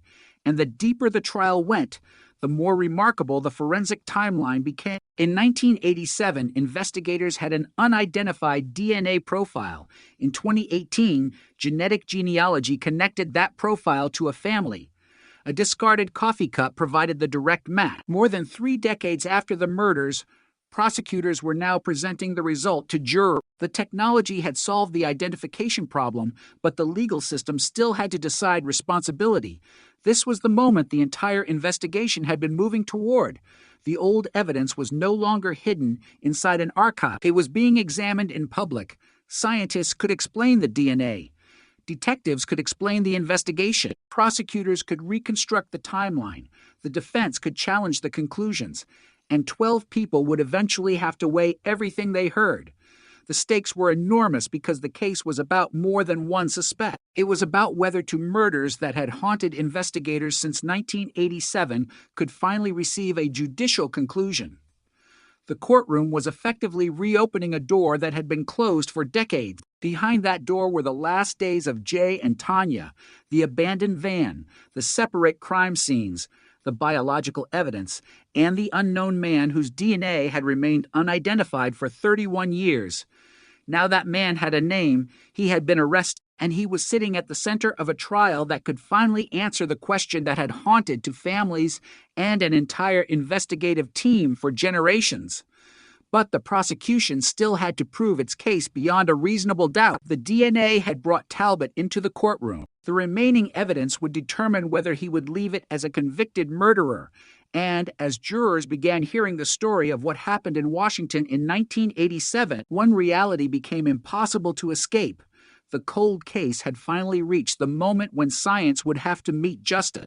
For the families of Jay Cook and Tanya Van Calenborg, the courtroom represented something that had seemed impossible for most of their adult lives: the possibility that the man identified through DNA would finally be held legally responsible for what happened in 1987. William Earl Talbot. I had been arrested in May 2018 after investigators used genetic genealogy to trace the unknown DNA profile to his family and then obtained a direct DNA sample from a discarded coffee cup. The laboratory confirmed the match. After 31 years, the biological evidence had finally acquired a name, but now the evidence had to survive a completely different test. It had to survive a trial. The prosecution had to take the jury back to a cold November night more than 3 decades earlier and reconstruct a journey that had begun with 2 young people leaving British Columbia and ended with both of them dead in Washington state. The facts were stark. Jay Cook and Tanya Van Calenborg had crossed from Victoria to Port Angeles on November 18, 1987. They were traveling in Jay's family's bronze 1977 Ford Club wagon, planning to pick up a furnace part in Seattle and return to Canada the next day. Their last known location was the Bremerton area, where they purchased a ticket for the Seattle ferry at 10:16 that night. After that, the trail disappeared. They were reported missing. Then came the discoveries that transformed the missing persons investigation into a double homicide investigation. Tanya's body was found on November 24th in a wooded area off Parsons Creek Road in Skagit County. J.S. Van was found the following day, locked and abandoned in Bellingham. On November 26th, J.S.'s body was discovered near the Snoqualmie River in Snohomish County. 3 locations, 2 victims. One investigation that would eventually span generations of detectives. The prosecution's case was built around evidence that had been collected long before anyone knew Talbot's name. That was critical. The DNA did not appear after investigators chose Talbot as a suspect. It existed from the beginning. Biological evidence recovered from Tanya's clothing and body produced a male DNA profile. Investigators searched traditional law enforcement databases for years, but no match appeared. The unknown profile remained what detectives called Individual A. Then, genetic genealogy changed the search. Investigators provided the DNA data to Parabon Nanolabs, whose genealogists used GEDmatch to identify promising genetic connections to relatives of the unknown man. Those connections were used to construct a family tree. Eventually, the investigation led to William Earl Talbot I. Police then obtained a discarded coffee cup that Talbot had used. The Washington State Patrol Crime Laboratory confirmed that the DNA from the cup positively matched the crime scene profile. That scientific sequence became one of the most extraordinary aspects of the prosecution. The investigators had not started with Talbot and then searched for evidence to connect him to the crime. They had started with evidence from the crime and followed it toward Talbot. 31 years separated the original sample from the suspect's discarded cup, but the genetic profile remained the same. The biological evidence had effectively preserved a connection across time. The courtroom now had to examine what that connection meant. The prosecution would present the DNA as a major piece of evidence linking Talbot to Tanya. But the case was not based on DNA alone. Investigators also revisited the physical evidence surrounding the murder. Tanya had been sexually assaulted and shot. Jay had been beaten and strangled. A light blue blanket had been found wrapped around Jay's body, and investigators said neither victim's family recognized it. Tanya's 35mm Minolta camera was missing. Its lens was later recovered from a Portland pawn shop in 1990, while the camera body remained missing. These details had haunted the investigation because they suggested that objects connected to the victims had traveled beyond the immediate crime scenes. The locations themselves also mattered. According to investigators, Talbot had been living in the Woodinville area around the time of the murders, and his parents' residence was approximately 7 miles from where J.S.'s body was discovered. That geographical connection did not prove the murders by itself, but it became another piece of the prosecution's reconstruction. Investigators were trying to understand not only the biological connection, but also the physical landscape surrounding the crime. The man whose DNA had been recovered from evidence was now known. Where had he been in 1987? What connection did he have to the area? How could the evidence be interpreted in light of his known circumstances? Every question became part of the larger puzzle. The passage of time made the prosecution both extraordinary and difficult. 31 years can change almost everything about a person. A 24-year-old man can become a 55-year-old man. Neighborhoods change, buildings disappear, roads are rebuilt, people move, memories become less precise, witnesses die or become difficult to locate. Yet DNA has a peculiar relationship with time. If biological evidence is preserved properly, its genetic information can remain useful long after the people involved have aged. The DNA does not remember the crime, but it can preserve a biological connection that investigators can test decades later. That was exactly what happened here. The original investigators could not identify individual eggs. The later investigators could. The science had changed even though the evidence had not, but the defense still had an opportunity to challenge the state's interpretation. Genetic genealogy was relatively new, and the idea of using distant relatives to locate a murder suspect had generated intense interest. The defense could question the investigative process, the handling of evidence, the interpretation of the DNA, and the conclusions drawn from the broader circumstances. A jury could not simply be told that genealogy had produced a name. They had to understand how investigators moved from an unknown DNA profile to a family, and then from that family to Talbot. They also had to understand the significance of the direct DNA comparison from the discarded coffee cup. The genealogy was the investigative bridge. The direct comparison was the forensic confirmation. That distinction allowed prosecutors to explain why the case had progressed from a 31-year mystery to a specific defendant. For the families, however, the science could never be separated from the human cost. Jay was 20 years old. Tanya was 18. They had left home expecting to return the next day. Instead, their families spent decades living with the absence created by their deaths. Every birthday, every anniversary, every ordinary family event carried the knowledge that 2 young lives had been cut short. The passage of time did not make the murders disappear. It simply made the unanswered question older. Then the arrest arrived. Suddenly, the families were hearing a name: William Earl Talbot. The man investigators believed was individual A was no longer an invisible figure. He was sitting inside the legal system. The possibility of justice was no longer theoretical, but the trial also meant that the families had to hear the details of the murders again. A cold case can sometimes remain psychologically distant because it exists inside old files. A courtroom removes that distance. Evidence is read aloud. Photographs are discussed.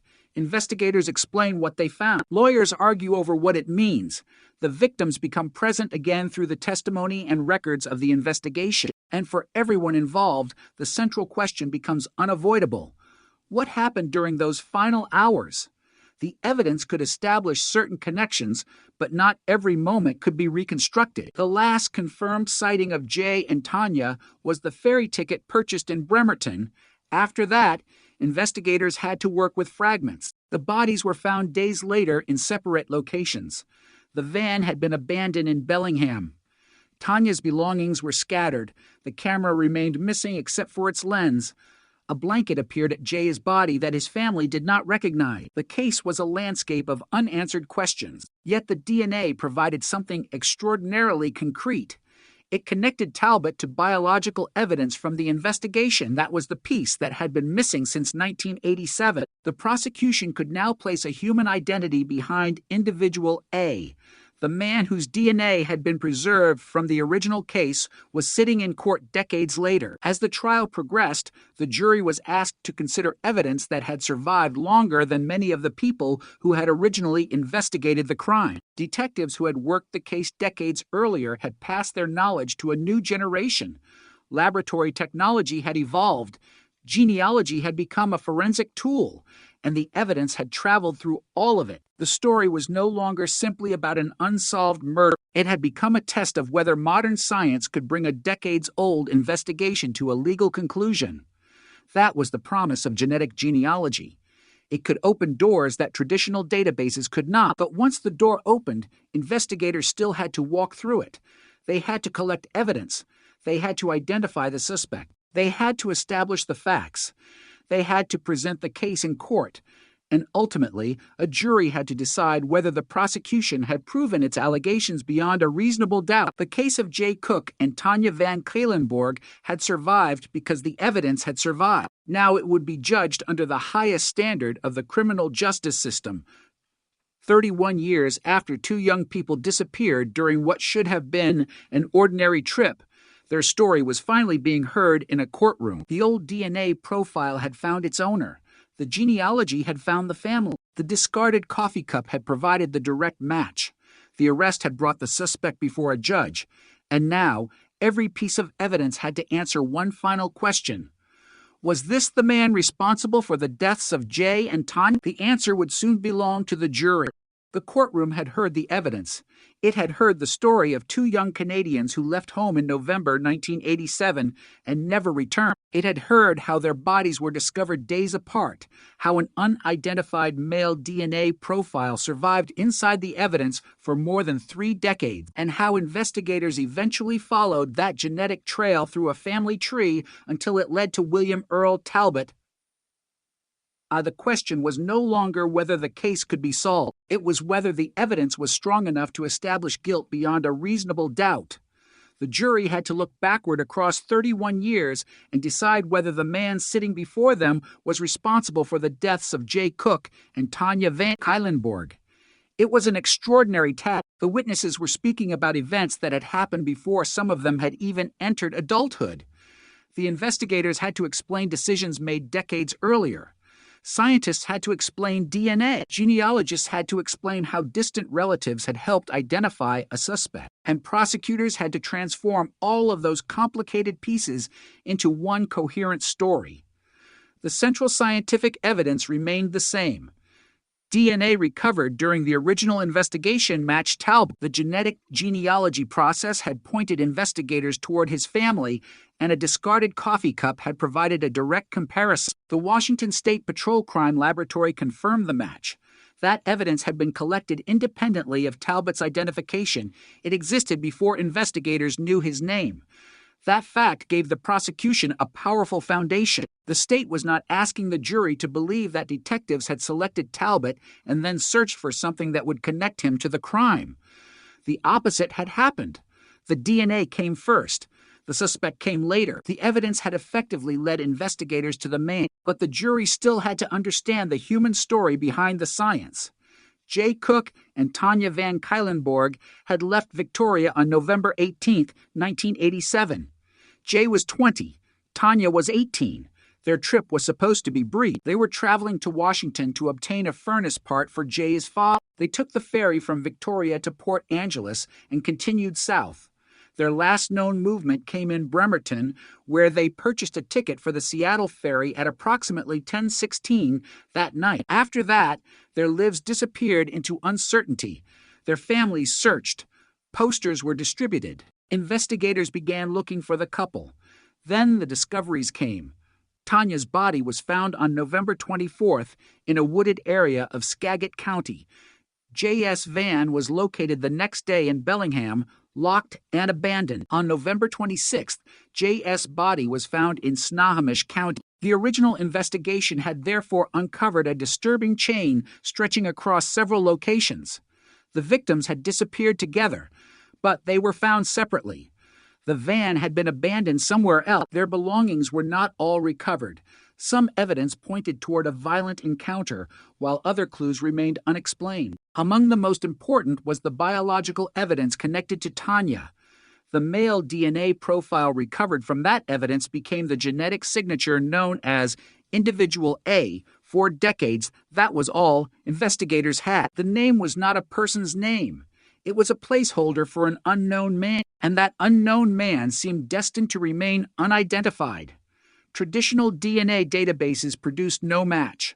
There was no obvious suspect whose profile corresponded to the biological evidence. The case became a textbook example of a cold case trapped by the limitations of its era. Then science changed the rule. Genetic genealogy allowed investigators to search for relatives instead of searching only for the suspect himself.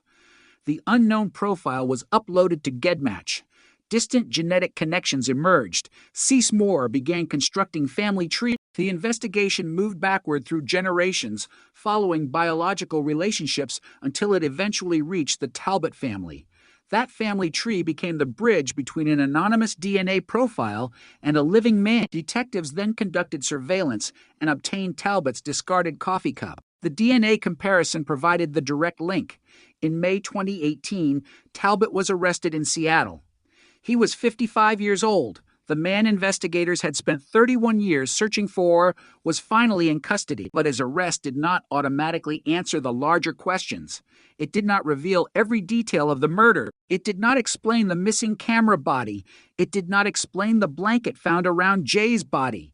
It did not reveal exactly how Jay and Tanya had been separated. The prosecution had to build a case from the evidence that remained. The state's theory was that Talbot sexually assaulted Tanya and then killed her, and that Jay was also killed. The evidence presented at trial included the DNA connection as well as the physical circumstances surrounding the deaths. Prosecutors argued that the biological evidence was not an isolated coincidence. It was connected to a broader pattern of evidence from the original investigation. The defense challenged the state's case. The jury had to consider whether the prosecution had established Talbot's responsibility beyond a reasonable doubt. The process was particularly significant because the case represented a new era of forensic investigation. Genetic genealogy had been used to identify a suspect in a murder investigation, but now that identification was being tested inside a courtroom, the question was no longer whether the technique could generate a lead. It had already done that. The question was whether the entire chain of investigation could withstand legal scrutiny. And then came the moment the families had waited more than 3 decades to see. In 2019, a Snohomish County jury found William Earl Talbot guilty of 2 counts of aggravated first-degree murder for the deaths of Jay Cook and Tanya Van Cuylenborg. The verdict represented a dramatic transformation of the case. For 31 years, the murders had existed without a defendant. Now there was a conviction.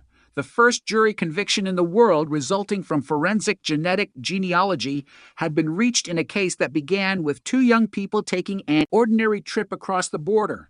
The verdict carried an enormous emotional weight. Jay and Tanya had been 18 and 20 when they died. Their families had spent decades living with the absence of answers. Now, after more than 30 years, a jury had formally determined that Talbot was guilty of their murder. The cold case had become a conviction, but even then, the story was not finished. The court imposed the only possible sentence under Washington law for the aggravated first-degree murder convictions: life in prison without the possibility of parole. In July 2019, Judge Linda Crease sentenced Talbot to life without parole. For investigators, the sentence represented the culmination of a search that had crossed generations. Detectives who had worked the case in the 1980s could never have known that a future team would use genetic genealogy to identify their unknown suspect. The original evidence had survived long enough for technology to catch up with it. The case demonstrated something that had once seemed almost impossible. A murderer could leave behind a genetic signature in 1987, evade identification for 30 years, and still be found because relatives somewhere in the world had voluntarily contributed their DNA to a genealogy database. The killer did not have to submit his own DNA. He did not have to appear in a criminal database. He did not have to confess. His family tree could be enough to begin the search. That was the revolutionary part of the Cook and Van Cuylenborg investigation. The DNA did not simply identify a person, it identified a network. The network pointed investigators toward a family. The family led them to Talbot. The direct DNA comparison then confirmed that the unknown profile belonged to him, but the conviction also demonstrated the importance of traditional investigative work. Genetic genealogy did not magically solve the case by itself. Investigators had to preserve the original evidence. Scientists had to develop and interpret the DNA profile. Genealogists had to construct the family tree. Detectives had to locate the suspect and obtain a direct sample. Prosecutors had to present the evidence. Jurors had to evaluate it. The final result was therefore not the product of one technology. It was the product of an investigative chain that stretched across decades. And for the families, perhaps the most important change was that the word unknown no longer stood between them and the case. There was now a name. There was now a conviction. There was now a sentence. The man investigators believed responsible had been held accountable by a jury. Yet even a conviction could not erase the reality of what had happened. Jay and Tanya were still gone. Their families could not reclaim the years lost without them. The verdict could establish responsibility, but it could not restore to young Liv. And there were still details that would remain forever uncertain. Exactly what happened during the final hours of the couple's journey could never be reconstructed perfectly. Some objects disappeared. Some memories were lost. Some questions had no surviving witness who could answer them. The courtroom could establish guilt, but it could not travel backward in time and recreate every moment. Then, unexpectedly, another chapter opened. Talbot appealed his conviction. The legal process continued long after the jury had delivered its verdict. In 2021, the Washington Court of Appeals reversed the convictions because of an issue involving a juror who should have been dismissed for cause. The decision did not declare Talbot innocent. It did not erase the DNA evidence. Instead, it determined that a constitutional error in jury selection required the convictions to be reversed. The case moved upward through the Washington court system. In 2022, the Washington Supreme Court addressed the juror issue and remanded the case for further consideration. The legal battle was no longer simply about the evidence from 1987. It was now about whether the original conviction had been obtained through a constitutionally valid process.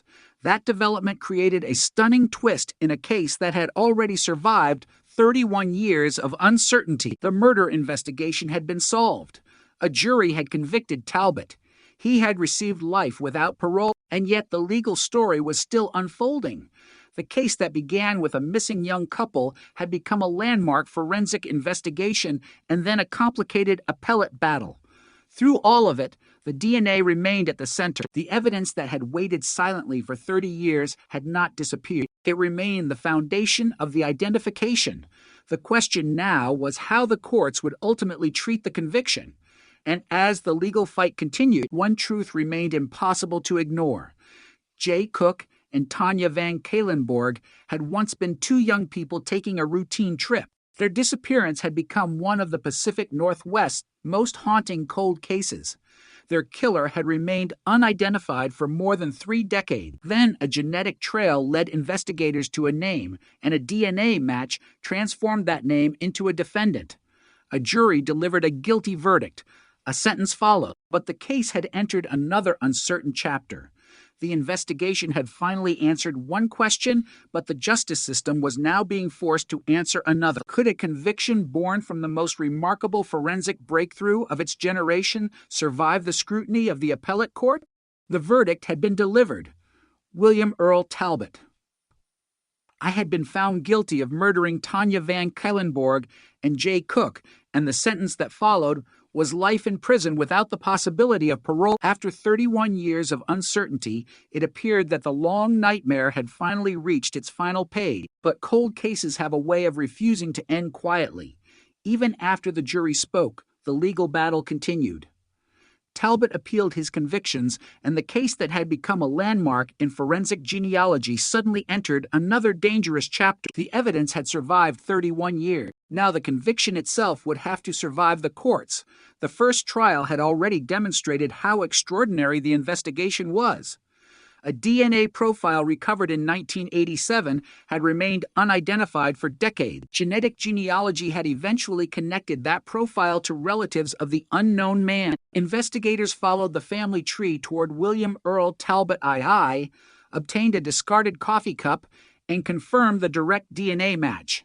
The arrest followed in 2018. 2 years later, the courtroom had transformed that scientific breakthrough into a conviction, but the defense continued to challenge the result. Talbot's lawyers argued that the evidence did not establish beyond a reasonable doubt that he had committed the murders.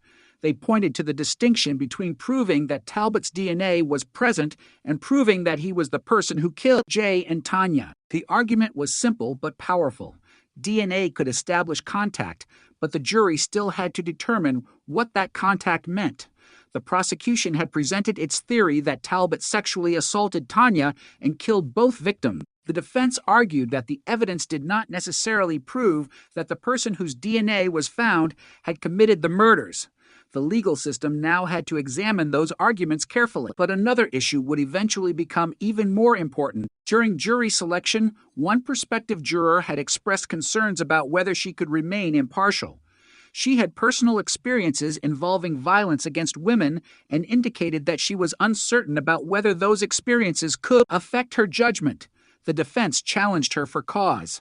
The judge did not remove her. She ultimately served on the jury. The issue would later become the centerpiece of Talbot's appeal. In December 2021, the Washington Court of Appeals overturned his conviction, concluding that the juror should have been dismissed because of her expressed concerns about impartiality. For a moment, the case appeared to have been thrown back into uncertainty. The verdict that had seemed to close a 31-year investigation had been undone. The families who had waited decades for justice suddenly faced the possibility of another trial. The emotional impact was enormous. After all those years, they had finally heard the word guilty. Now that word had been taken away by an appellate decision. But the story did not end there. Washington prosecutors challenged the appellate ruling, taking the issue to the state's highest court. The question before the Washington Supreme Court was not whether the murders had happened. They had. It was not whether Talbot's DNA had been linked to the evidence. That connection remained central to the case. The question was whether the alleged juror bias required the conviction to be thrown out. The Supreme Court examined the circumstances surrounding jury selection and the choices made by the defense. The court ultimately reached a different conclusion from the lower appellate court. In December 2022, the Washington Supreme Court reinstated Talbot's conviction. The court determined that although the defense had challenged the juror for cause, defense attorneys still had peremptory challenges available and had chosen not to use one to remove that juror. The conviction therefore stood. The legal earthquake had passed. The guilty verdict returned. The life sentence remained. A case that had once appeared to be headed toward a new trial was pulled back from the edge. The decision was significant not only for Talbot, but for the future of forensic genetic genealogy. The case had already become a landmark because investigators had used genetic genealogy to identify the suspect. Now the conviction had survived appellate scrutiny. The evidence that had begun with an unknown DNA profile in 1987 had endured an investigation, an arrest, a trial, a conviction, an appeal, and another appeal. The genetic trail had not disappeared. The court had not erased it. The conviction remained intact. Yet the appellate proceedings revealed something important about the difference between solving a crime and securing a conviction. Investigators had solved the identity question in 2018. The jury had resolved the guilt question in 2019, but the courts had to determine whether the trial itself had been legally fair. Every stage required a different standard. A cold case can be solved scientifically and still become complicated legally. Evidence can be strong while procedural questions remain. A jury can deliver a verdict while an appellate court examines whether the process leading to that verdict was constitutional. The Talbot case demonstrated all of those tensions at once, and underneath the legal arguments remained the same to victims. Jay Cook and Tanya Van Cuylenborg had been 18 and 20 years old. Their families had spent decades waiting for someone to be held accountable. The conviction represented more than a legal document. It was the formal recognition that their deaths were not an unsolved mystery anymore. Someone had been identified. Someone had been tried. Someone had been convicted. The case had moved from uncertainty to accountability, but the years could never be restored. Tanya's family could not erase the decades without her. Jay's family could not return to the night before he left home. The verdict could not change the fact that 2 young lives had ended during what should have been a simple trip. What it could do was establish a legal conclusion about responsibility, and after the Supreme Court reinstated the convictions, that conclusion remained. Talbot remained in custody, serving life without parole. The case had survived its most dangerous legal challenge. The evidence that had once been invisible to investigators had now become the foundation of a conviction that had survived appellate review. But there was another remarkable layer to the story. During the original trial, investigators were still discovering the power of the evidence collected decades earlier. One of the most striking examples involved DNA recovered from a mixture associated with a zip tie found in the vein. At the time of the trial, forensic scientists had been able to examine the complex mixture more effectively using newer software. The analysis indicated that Talbot could be included as a possible contributor. The result was not initially presented to the jury because of the timing of the discovery and concerns about delaying the proceeding. The existence of additional forensic evidence illustrated something investigators had already learned. The case had been limited not by the absence of evidence, but by the ability of technology to interpret it. The evidence had been sitting there. The science had to catch up. That theme had defined the entire investigation. In 1987, detectives had collected biological evidence but could not identify its source. Decades later, genetic genealogy created a family tree. A discarded coffee cup provided a direct match. Then newer forensic software offered additional possibilities for analyzing complicated DNA mixtures. Every technological advance revealed another layer of information hidden inside the original evidence. It was almost as though the crime scene had been speaking all along, but investigators had been missing the language. The case therefore became a warning against assuming that an old investigation is finished simply because traditional methods have failed. A cold case can be dormant without being dead. Evidence can remain useful long after the original investigators have retired. Scientific methods can change. Databases can grow.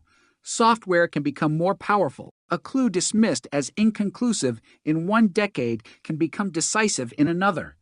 Jay and Tanya's case demonstrated this in the most dramatic possible way.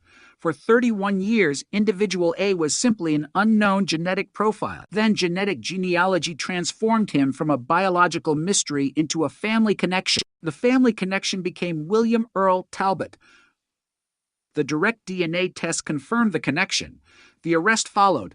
The trial followed. The conviction followed. And when that conviction was challenged, the state's highest court ultimately restored it. The legal system had moved through another layer of uncertainty and returned to the same conclusion. guilty life without parole. The case was no longer simply a cold case solved by DNA. It had become a landmark in the history of criminal investigation. It demonstrated that a murderer could remain unidentified for decades and still be located through relatives who had never met him, through DNA databases created for entirely different purposes, and through genealogical records that existed long before detectives ever knew the suspect's name. The technology was revolutionary, but the story remained deeply human. Somewhere behind every database entry was a family. Behind every forensic profile was a victim. Behind every legal argument were people who had spent decades waiting for answers. And behind the name William Earl Talbot, I was the unresolved question that had driven the investigation from the beginning. What exactly happened to Jay and Tanya during their final hours? The courts could establish guilt. DNA could establish a biological connection. Investigators could reconstruct movements and circumstances, but no technology could recover every lost moment. Some details would remain forever beyond reach. The final journey of the victims could be reconstructed only from fragments. Their last confirmed movements, the abandoned van, the separate locations where their bodies were discovered, the physical evidence, the DNA, the genealogy, the investigation, the trial, the verdict. Each piece told part of the story. None could return to the night itself, yet perhaps that was the most haunting aspect of all. For 31 years, the killer's identity had been hidden. Then, in a matter of months, the case moved from anonymity to arrest, from arrest to trial, from trial to conviction, from conviction to reversal, and finally back to conviction. The legal system had nearly reopened the entire nightmare before closing the door again. And when it did, the final picture was remarkably clear. The DNA that had survived since 1987 had led investigators to William Earl Talbot II. The jury had found him guilty. The sentence remained life without parole. The Washington Supreme Court had restored the conviction. The cold case had survived its final major legal challenge. Yet the case continued to echo far beyond one courtroom. It became a symbol of what modern forensic science could accomplish. It showed that a person could evade traditional identification for decades and still leave behind a biological trail that technology might someday follow. It showed investigators that old evidence should not automatically be considered useless. And it showed families waiting for answers that time does not necessarily destroy the possibility of justice. Sometimes the evidence simply has to wait. For Jay and Tanya, the wait had lasted 31 years. For their families, the consequences lasted a lifetime. And for investigators, the case became a reminder that the smallest surviving trace can sometimes outlive the person who left it behind. The killer may change his name, his appearance, his job, his address, even his entire life. But DNA does not change. A fingerprint does not forget. Evidence does not care how much time passes. And somewhere inside an old case file, the truth can remain exactly where investigators left it, waiting for the technology of another generation to finally uncover it. The conviction had survived the most serious legal challenge, but the story of Jay Cook and Tanya Van Cuylenborg was still far from simple. The murders had been solved through a forensic breakthrough that seemed almost impossible when the investigation began. Yet the deeper investigators looked, the more they realized that the case contained layers of evidence that had been waiting for decades to be understood. The DNA that identified William Earl Talbot, I was only the beginning. Other pieces of physical evidence, once inconclusive or impossible to interpret, could now be examined through modern forensic methods. The case had become a remarkable demonstration of what happens when old evidence meets new science. In 1987, investigators had collected biological material, clothing, objects, and other traces from multiple locations. They had worked with the technology available to them. They followed leads. They interviewed people. They searched for suspects. But the central biological profile did not match anyone in the law enforcement databases available at the time. The unknown man remained unidentified. For decades, that seemed to be the end of the story. It was not. The genetic genealogy breakthrough proved that the evidence had not been exhausted. It had simply reached the limits of what investigators could do with it at that moment. When the investigation was reopened with modern genetic tools, the old DNA suddenly became a roadmap. That road eventually led to Talbot. The direct DNA comparison from his discarded coffee cup confirmed the connection. The jury convicted him in 2019. The Washington Supreme Court later reinstated those convictions after an appellate challenge involving a juror, and in December 2023, the Court of Appeals on remand again affirmed the convictions while directing the trial court to strike an erroneous firearm enhancement from the judgment and sentence. But the legal process was only one part of the story. The physical evidence continued to reveal why this investigation had been so difficult from the beginning. And Tanya had not simply disappeared from one location. Their final journey had left a trail across Washington state. Tanya's body was found in Skagit County. Jaya's body was found in Snohomish County. Their van was abandoned in Bellingham. Those locations forced investigators to reconstruct a sequence that had never been witnessed from beginning to end. The couple had crossed into Washington together. They had traveled south.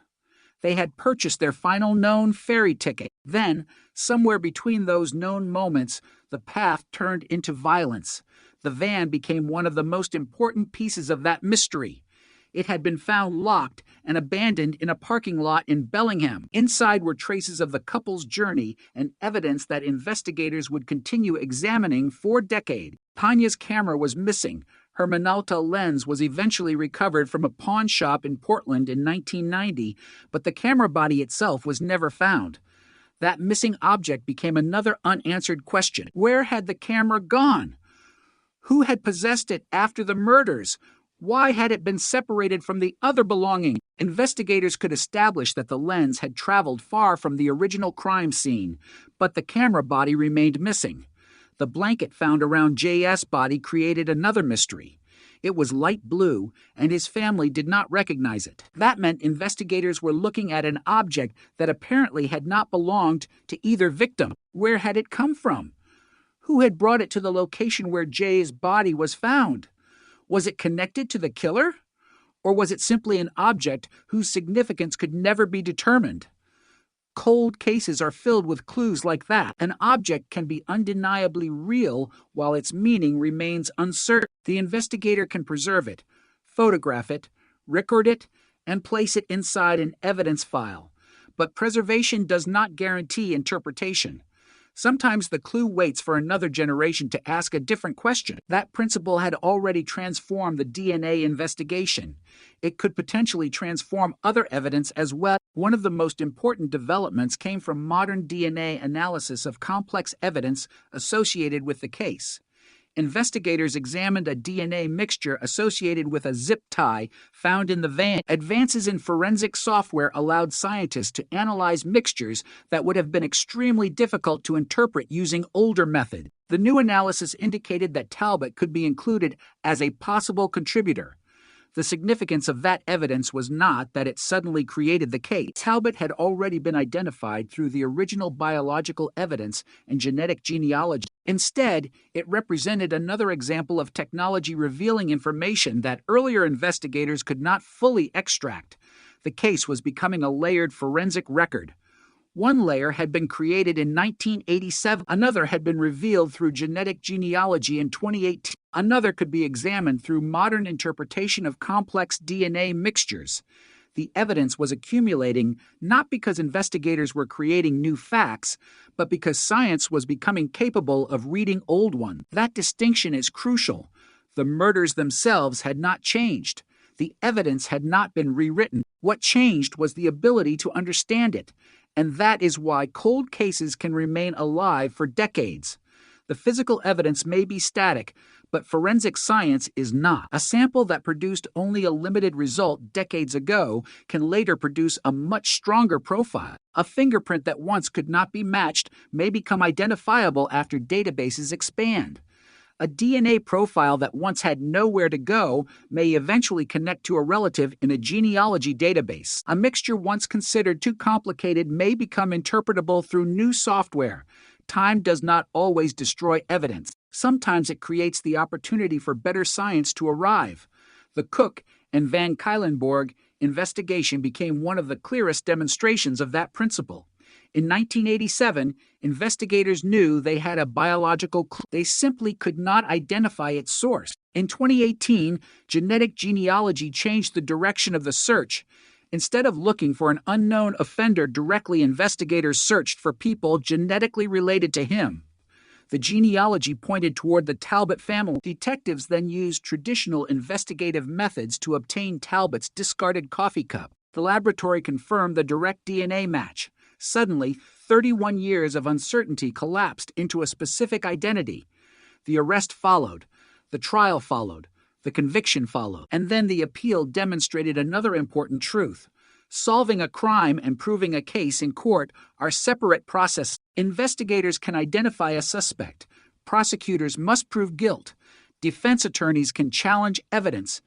Judges must ensure that constitutional rights are protected. Appellate courts must review whether legal errors affected the fairness of a trial. The Talbot case passed through all of those stages. The Washington Supreme Court rejected the defense's argument that the disputed juror required a new trial and the convictions remained in place. The legal outcome gave the families a level of certainty that had been impossible for most of their lives. But certainty did not mean that every mystery disappeared. There were still unanswered questions about the victim's final hours. There were still objects that had never been recovered. There were still details that no forensic test could reconstruct. The camera body was missing. The firearm connected to ballistic evidence was never recovered. The blanket's origin remained uncertain. The exact sequence of events between the ferry terminal and the discovery of the bodies could never be completely reconstructed. These gaps are what make the case so haunting. A murder investigation can establish responsibility without recovering every missing piece of the story. The law does not require investigators to know every second of a crime, but human curiosity is different. Families want to know what happened. They want to understand the final moments. They want to know where their loved ones were, what they saw, and what the killer did.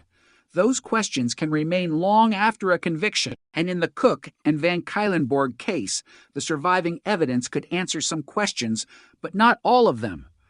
The DNA could identify, it could connect. It could establish a biological relationship between a suspect and evidence. But DNA cannot describe a conversation. It cannot reveal an intention. It cannot reconstruct every movement inside a vehicle. It cannot explain why someone chose one location rather than another. It cannot bring the victims back. What it can do is preserve a fragment of truth. Sometimes that fragment is enough to reopen an investigation. Sometimes it is enough to identify a suspect. Sometimes it is enough to secure a conviction. In this case, it helped accomplish all three. And perhaps the most extraordinary part is that none of it was planned in 1987. Nobody investigating the murders could have known that decades later, genealogy databases would contain genetic information from distant relatives. Nobody could have known that a genealogist would build a family tree from those connections. Nobody could have known that detectives would follow the tree to a man living in Washington. Nobody could have known that a discarded coffee cup would provide the final direct comparison. The investigators were simply preserving evidence. The future supplied the technology. That is, the hidden architecture of many cold cases. The original investigators do not necessarily solve the case. They preserve the possibility of solving it. Their photographs, reports, samples, fingerprints, clothing, objects, and records become a bridge to another generation. Decades later, someone opens the file and asks a question the original investigators could not ask. Suddenly, the old evidence becomes new again. For Jay and Tanya, that process took more than 30 years. Their families endured the uncertainty through changing decades. Their names remained connected to an investigation that seemed to have no ending. Then one day, the unknown DNA profile had a family. The family had a branch. The branch had a name. The name had a DNA sample. And the DNA sample matched. It was not magic. It was persistence. It was science. It was investigators refusing to accept that an old case had to remain unsolved simply because the first generation of technology had failed. The final irony was that the killer's most important mistake may have been something he could never control. Biology. A tiny biological trace had survived. It remained inside evidence collected more than 3 decades earlier. It did not announce its owner's identity. It simply waited. And while the world changed around it, that genetic signature remained stable. 31 years passed, the victims remained gone. The families grew older. Investigators changed. Technology transformed, but the DNA remained. Then, eventually, someone learned how to listen to it. And when investigators finally did, the silence that had surrounded the case for decades began to disappear. The mystery was no longer a blank space. It was a chain of evidence leading toward one man.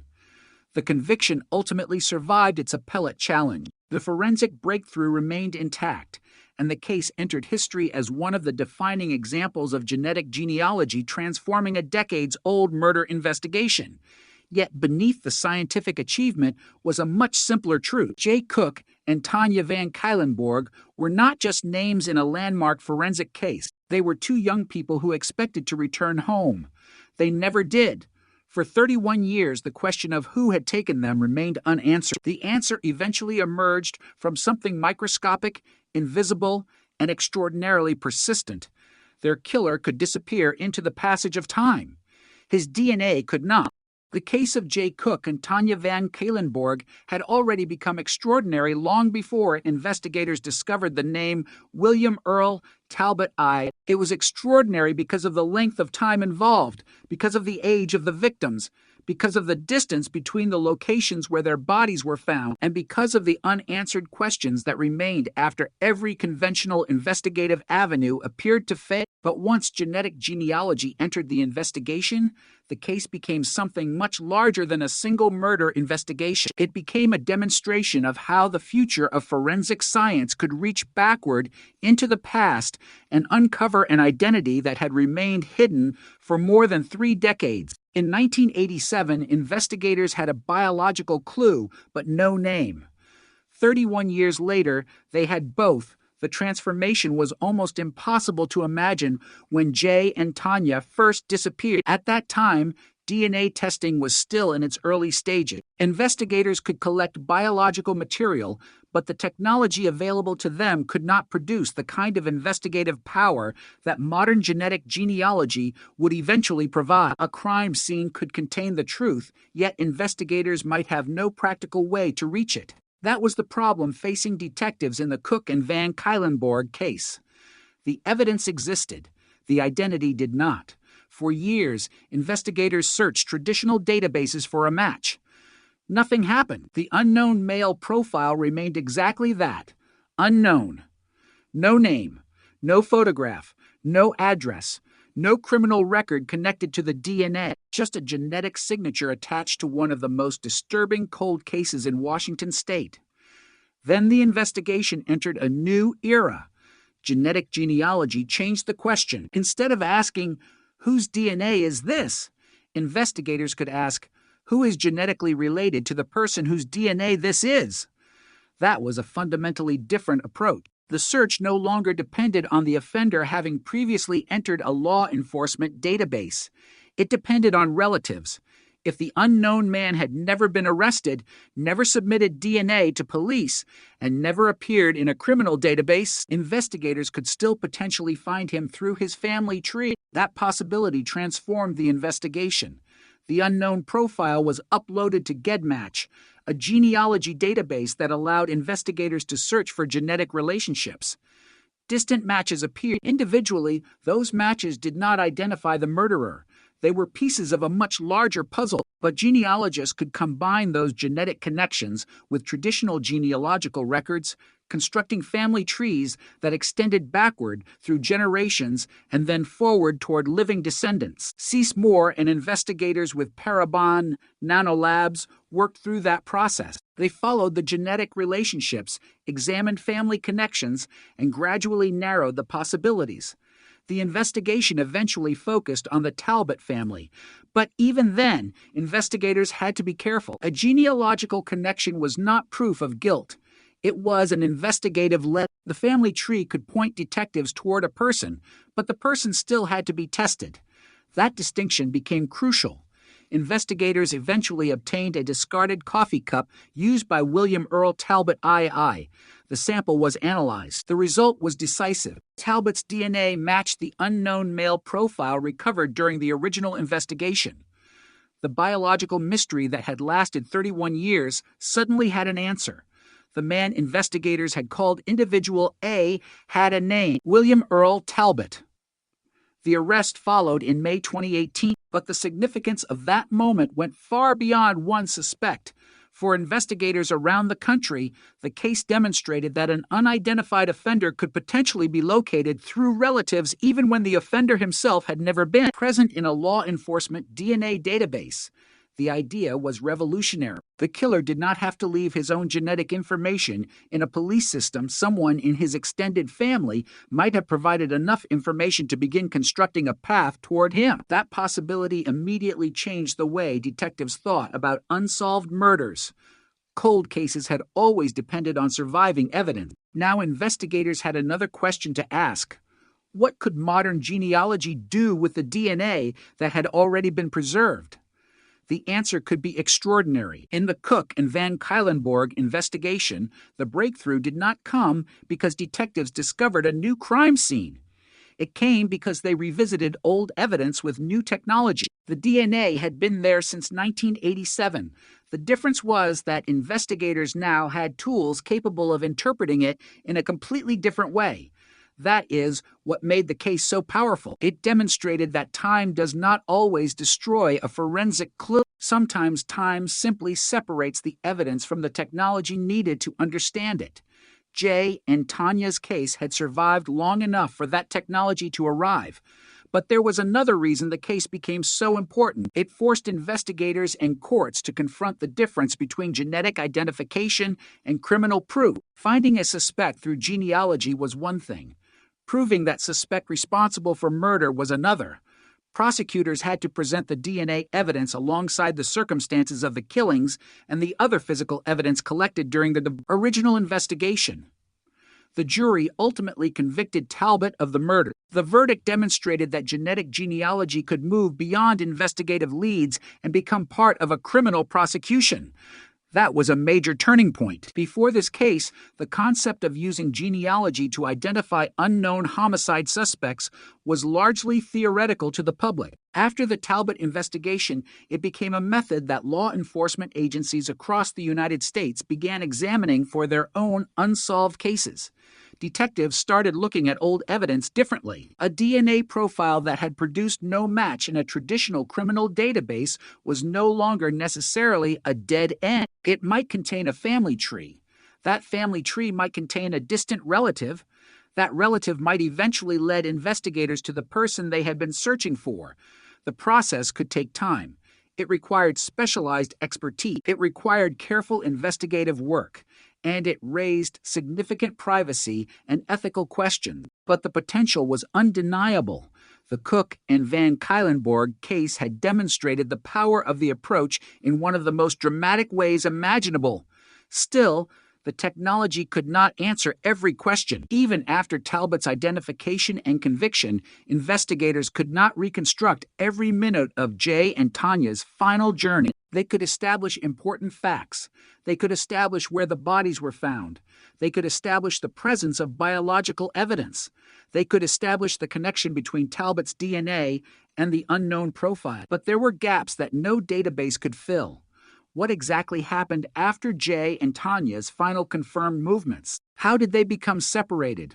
What happened inside the van? Where did certain missing belongings go? Why was Tanya's camera body never recovered, even though the lens later surfaced in Oregon? What was the origin of the light blue blanket found with Jay? These questions remained part of the shadow surrounding the case. A conviction could answer who was responsible without providing a perfect reconstruction of every event. That distinction is often difficult for families. Legal justice and emotional closure are not the same thing. A verdict can establish guilt. It cannot restore a lost life. It cannot return a son or daughter to a family. It cannot erase 31 years of uncertainty. It can only provide a formal answer to a question that has remained open. For Jay's and Tanya's families, That answer carried enormous weight. They had spent decades knowing that someone had taken their loved ones away and that the person responsible had not been identified. Now there was a conviction. The name that had once been unknown was known.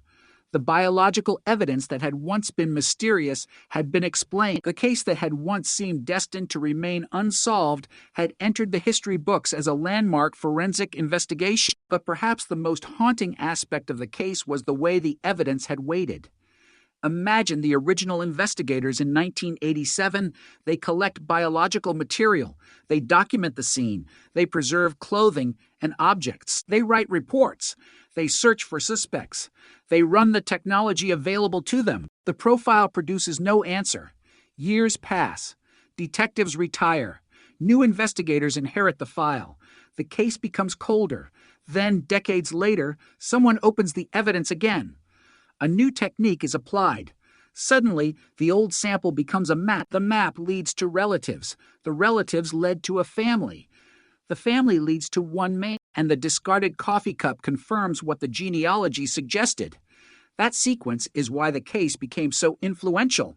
It showed that the most important breakthrough in a cold case may not come from a new clue. It may come from understanding an old clue differently. The evidence had not changed. The question had changed. In 1987, investigators wanted to know whether the DNA matched someone they already knew. In 2018, investigators asked whether the DNA could reveal someone they did not know. That subtle difference opened an entirely new investigative path. The case also changed public understanding of how forensic genealogy worked. Popular imagination can make the process seem instantaneous, as though investigators simply upload DNA and immediately receive a name. Reality is much more complicated. The genealogy process can involve distant genetic matches, extensive family trees, historical records, geographic research, elimination of unrelated branches, and conventional detective work. The final direct DNA comparison remains essential. The genealogy points toward a suspect. It does not replace forensic confirmation. That distinction became part of the legacy of the Cook and Van Cuylenborg case. It was not simply a story about a clever database search. It was a story about investigators combining old evidence, modern genetics, genealogy, laboratory science, surveillance, and traditional police work. Each piece had a role. None could have accomplished the entire investigation alone. And behind all of it was the evidence collected after two young people disappeared in Washington state in 1987. Jay Cook and Tanya Van Cuylenborg had no way of knowing that their deaths would eventually become part of a revolution in forensic investigation. They could not have known that their case would help demonstrate the power of genetic genealogy to the world. They were simply two young people on a journey who expected to go home. Instead, their names became attached to one of the most important cold case breakthroughs of the modern era. Their story proved that an investigation does not necessarily end when the leads disappear. Sometimes it enters a different stage. Sometimes the file waits. Sometimes the evidence waits. And sometimes, after decades of silence, a technology that did not exist when the crime occurred finally gives that evidence a voice. For 31 years, the DNA profile connected to Tanya's murder had been silent. Then the family tree began to unfold. And with every generation traced, the distance between an unknown killer and a known suspect became small until finally there was nowhere left for the mystery to hide. For 31 years, investigators had a biological profile without a person. It was one of the most frustrating situations imaginable in a homicide investigation. The evidence was real. The DNA was real. The connection to the crime was real, but the identity behind it remained hidden. Every traditional database search that failed seemed to deepen the mystery. Every year that passed made the possibility of identifying the offender seem more remote. Then, almost overnight, the search changed direction. Investigators stopped looking for the killer himself and began looking for his relative. That decision would eventually lead them to William Earl Talbot, and transform the Cook and Van Cuylenborg investigation into a landmark case in forensic genetic genealogy. The concept sounds simple when reduced to a sentence. In reality, it required a complicated chain of genetic analysis, genealogical research, investigative reasoning, and verification. The unknown DNA profile from 1987 did not simply produce a name. It produced clues about a family. Those clues had to be interpreted. The people who appeared in the genetic matches were not necessarily suspects. They could be distant relatives who had absolutely no connection to the murders. Their importance came from the family relationships they revealed. Each connection was another branch on a tree. Investigators and genealogists had to determine which branches were relevant and which led nowhere. The process required patience. A single genetic connection could point toward dozens or even hundreds of people. Researchers had to examine birth records, marriage records, obituaries, family histories, geographic locations, and relationships between generations. They had to determine how distant relatives connected to one another and how those connections could eventually lead to a living descendant who might share the unknown offender's DNA. The investigation was effectively moving backward through history to move forward toward a suspect.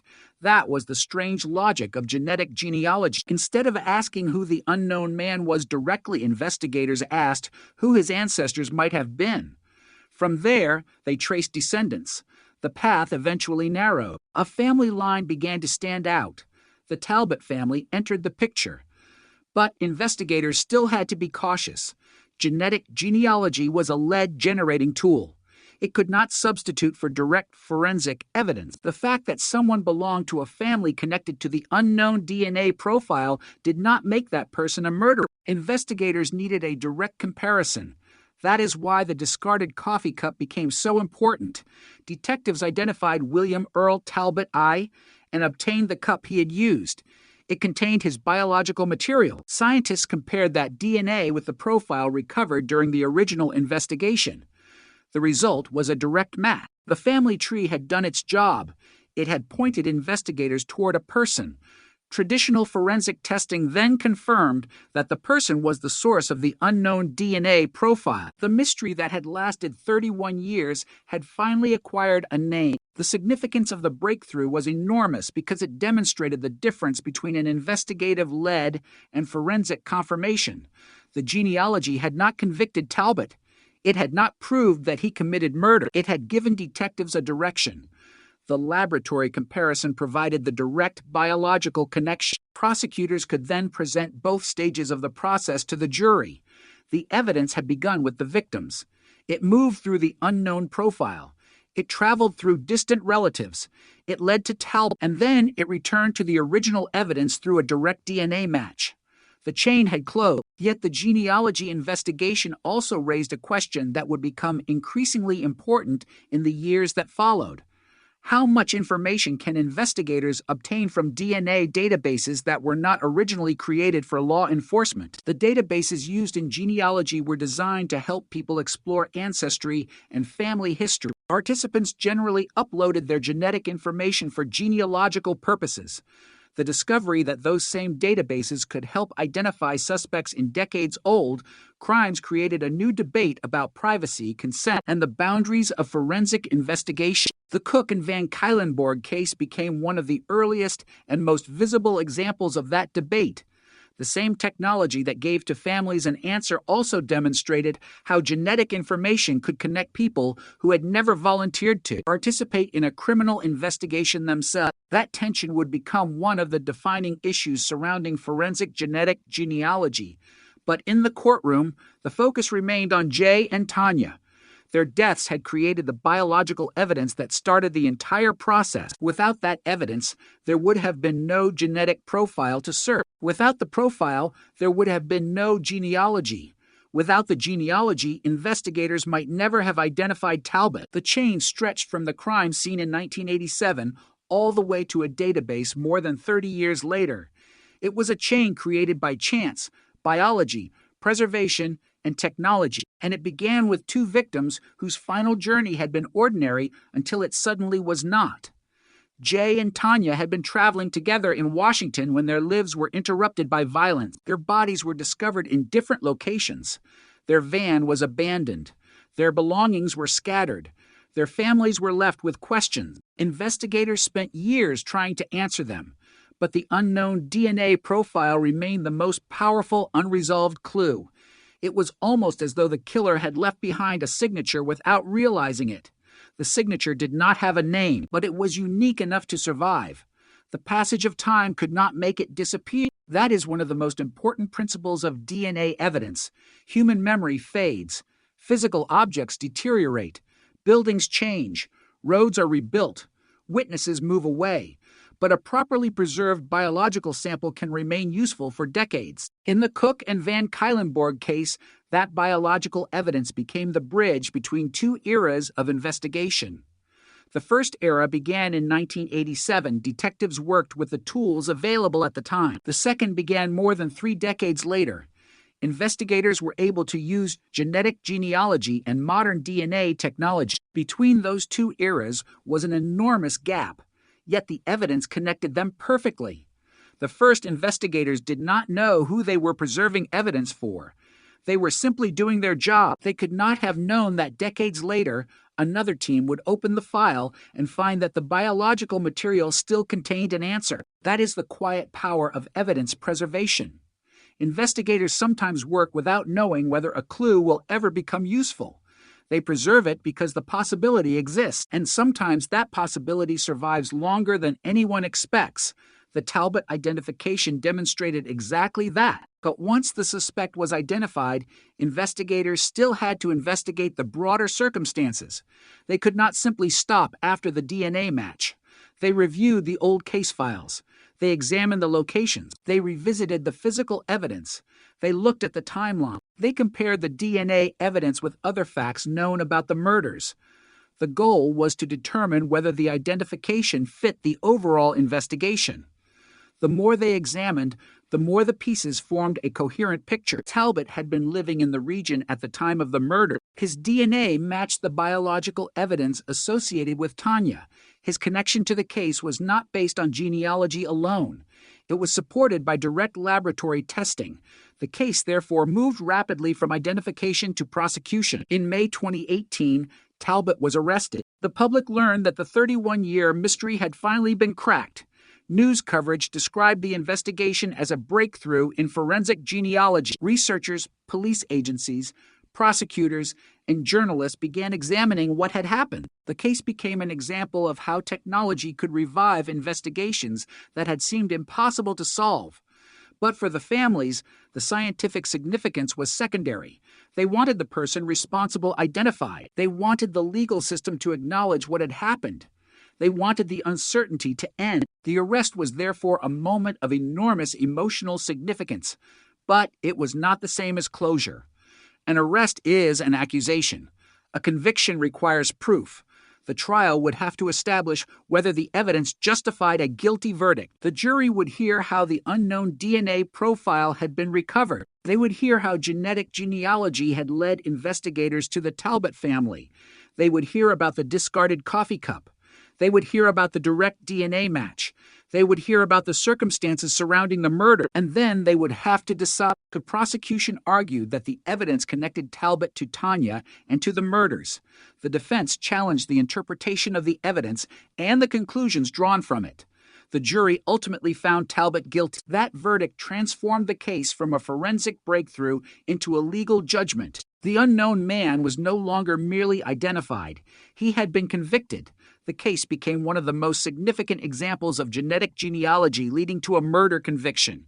Yet the significance extended beyond the courtroom. Police agencies across the country began looking at old cases differently. They began asking whether unidentified DNA profiles from decades-old investigations could be used for genealogical research. Some departments established partnerships with forensic laboratories and genealogy specialists. Some created dedicated cold case programs. Some reopened cases that had been dormant for years. The Cook and Van Cuylenborg investigation had shown what might be possible. A cold case did not necessarily require a new witness. It might require a new way of looking at evidence that had already been collected. That was the revolutionary idea. The future could solve the past, and the future had already arrived. But the same development that inspired investigators also created concerns. If a person's distant relative could help identify them in a criminal investigation, what did that mean for genetic privacy? Could people who had never participated in genealogy databases become indirectly identifiable? How should law enforcement use genetic information? What rules should govern the process? Those questions became part of the larger legacy of the case, yet none of those debates changed the basic reality that the genetic evidence had given Jay and Tanya's families something they had not had since 1987, an identified suspect. Their case had moved from an anonymous DNA profile to a family tree, from a family tree to a name, and from a name to a conviction. It was a journey that could not have been imagined when the victims first disappeared, and perhaps the most haunting part was how ordinary the beginning had been. Jay and Tanya were not setting out to become part of forensic history. They were simply traveling together. They expected to return home. Instead, they became the victims of a crime that would remain unsolved for 31 years. Their story would eventually help demonstrate that even when a killer disappears into the passage of time, his biological signature may remain. It can hide in a laboratory freezer.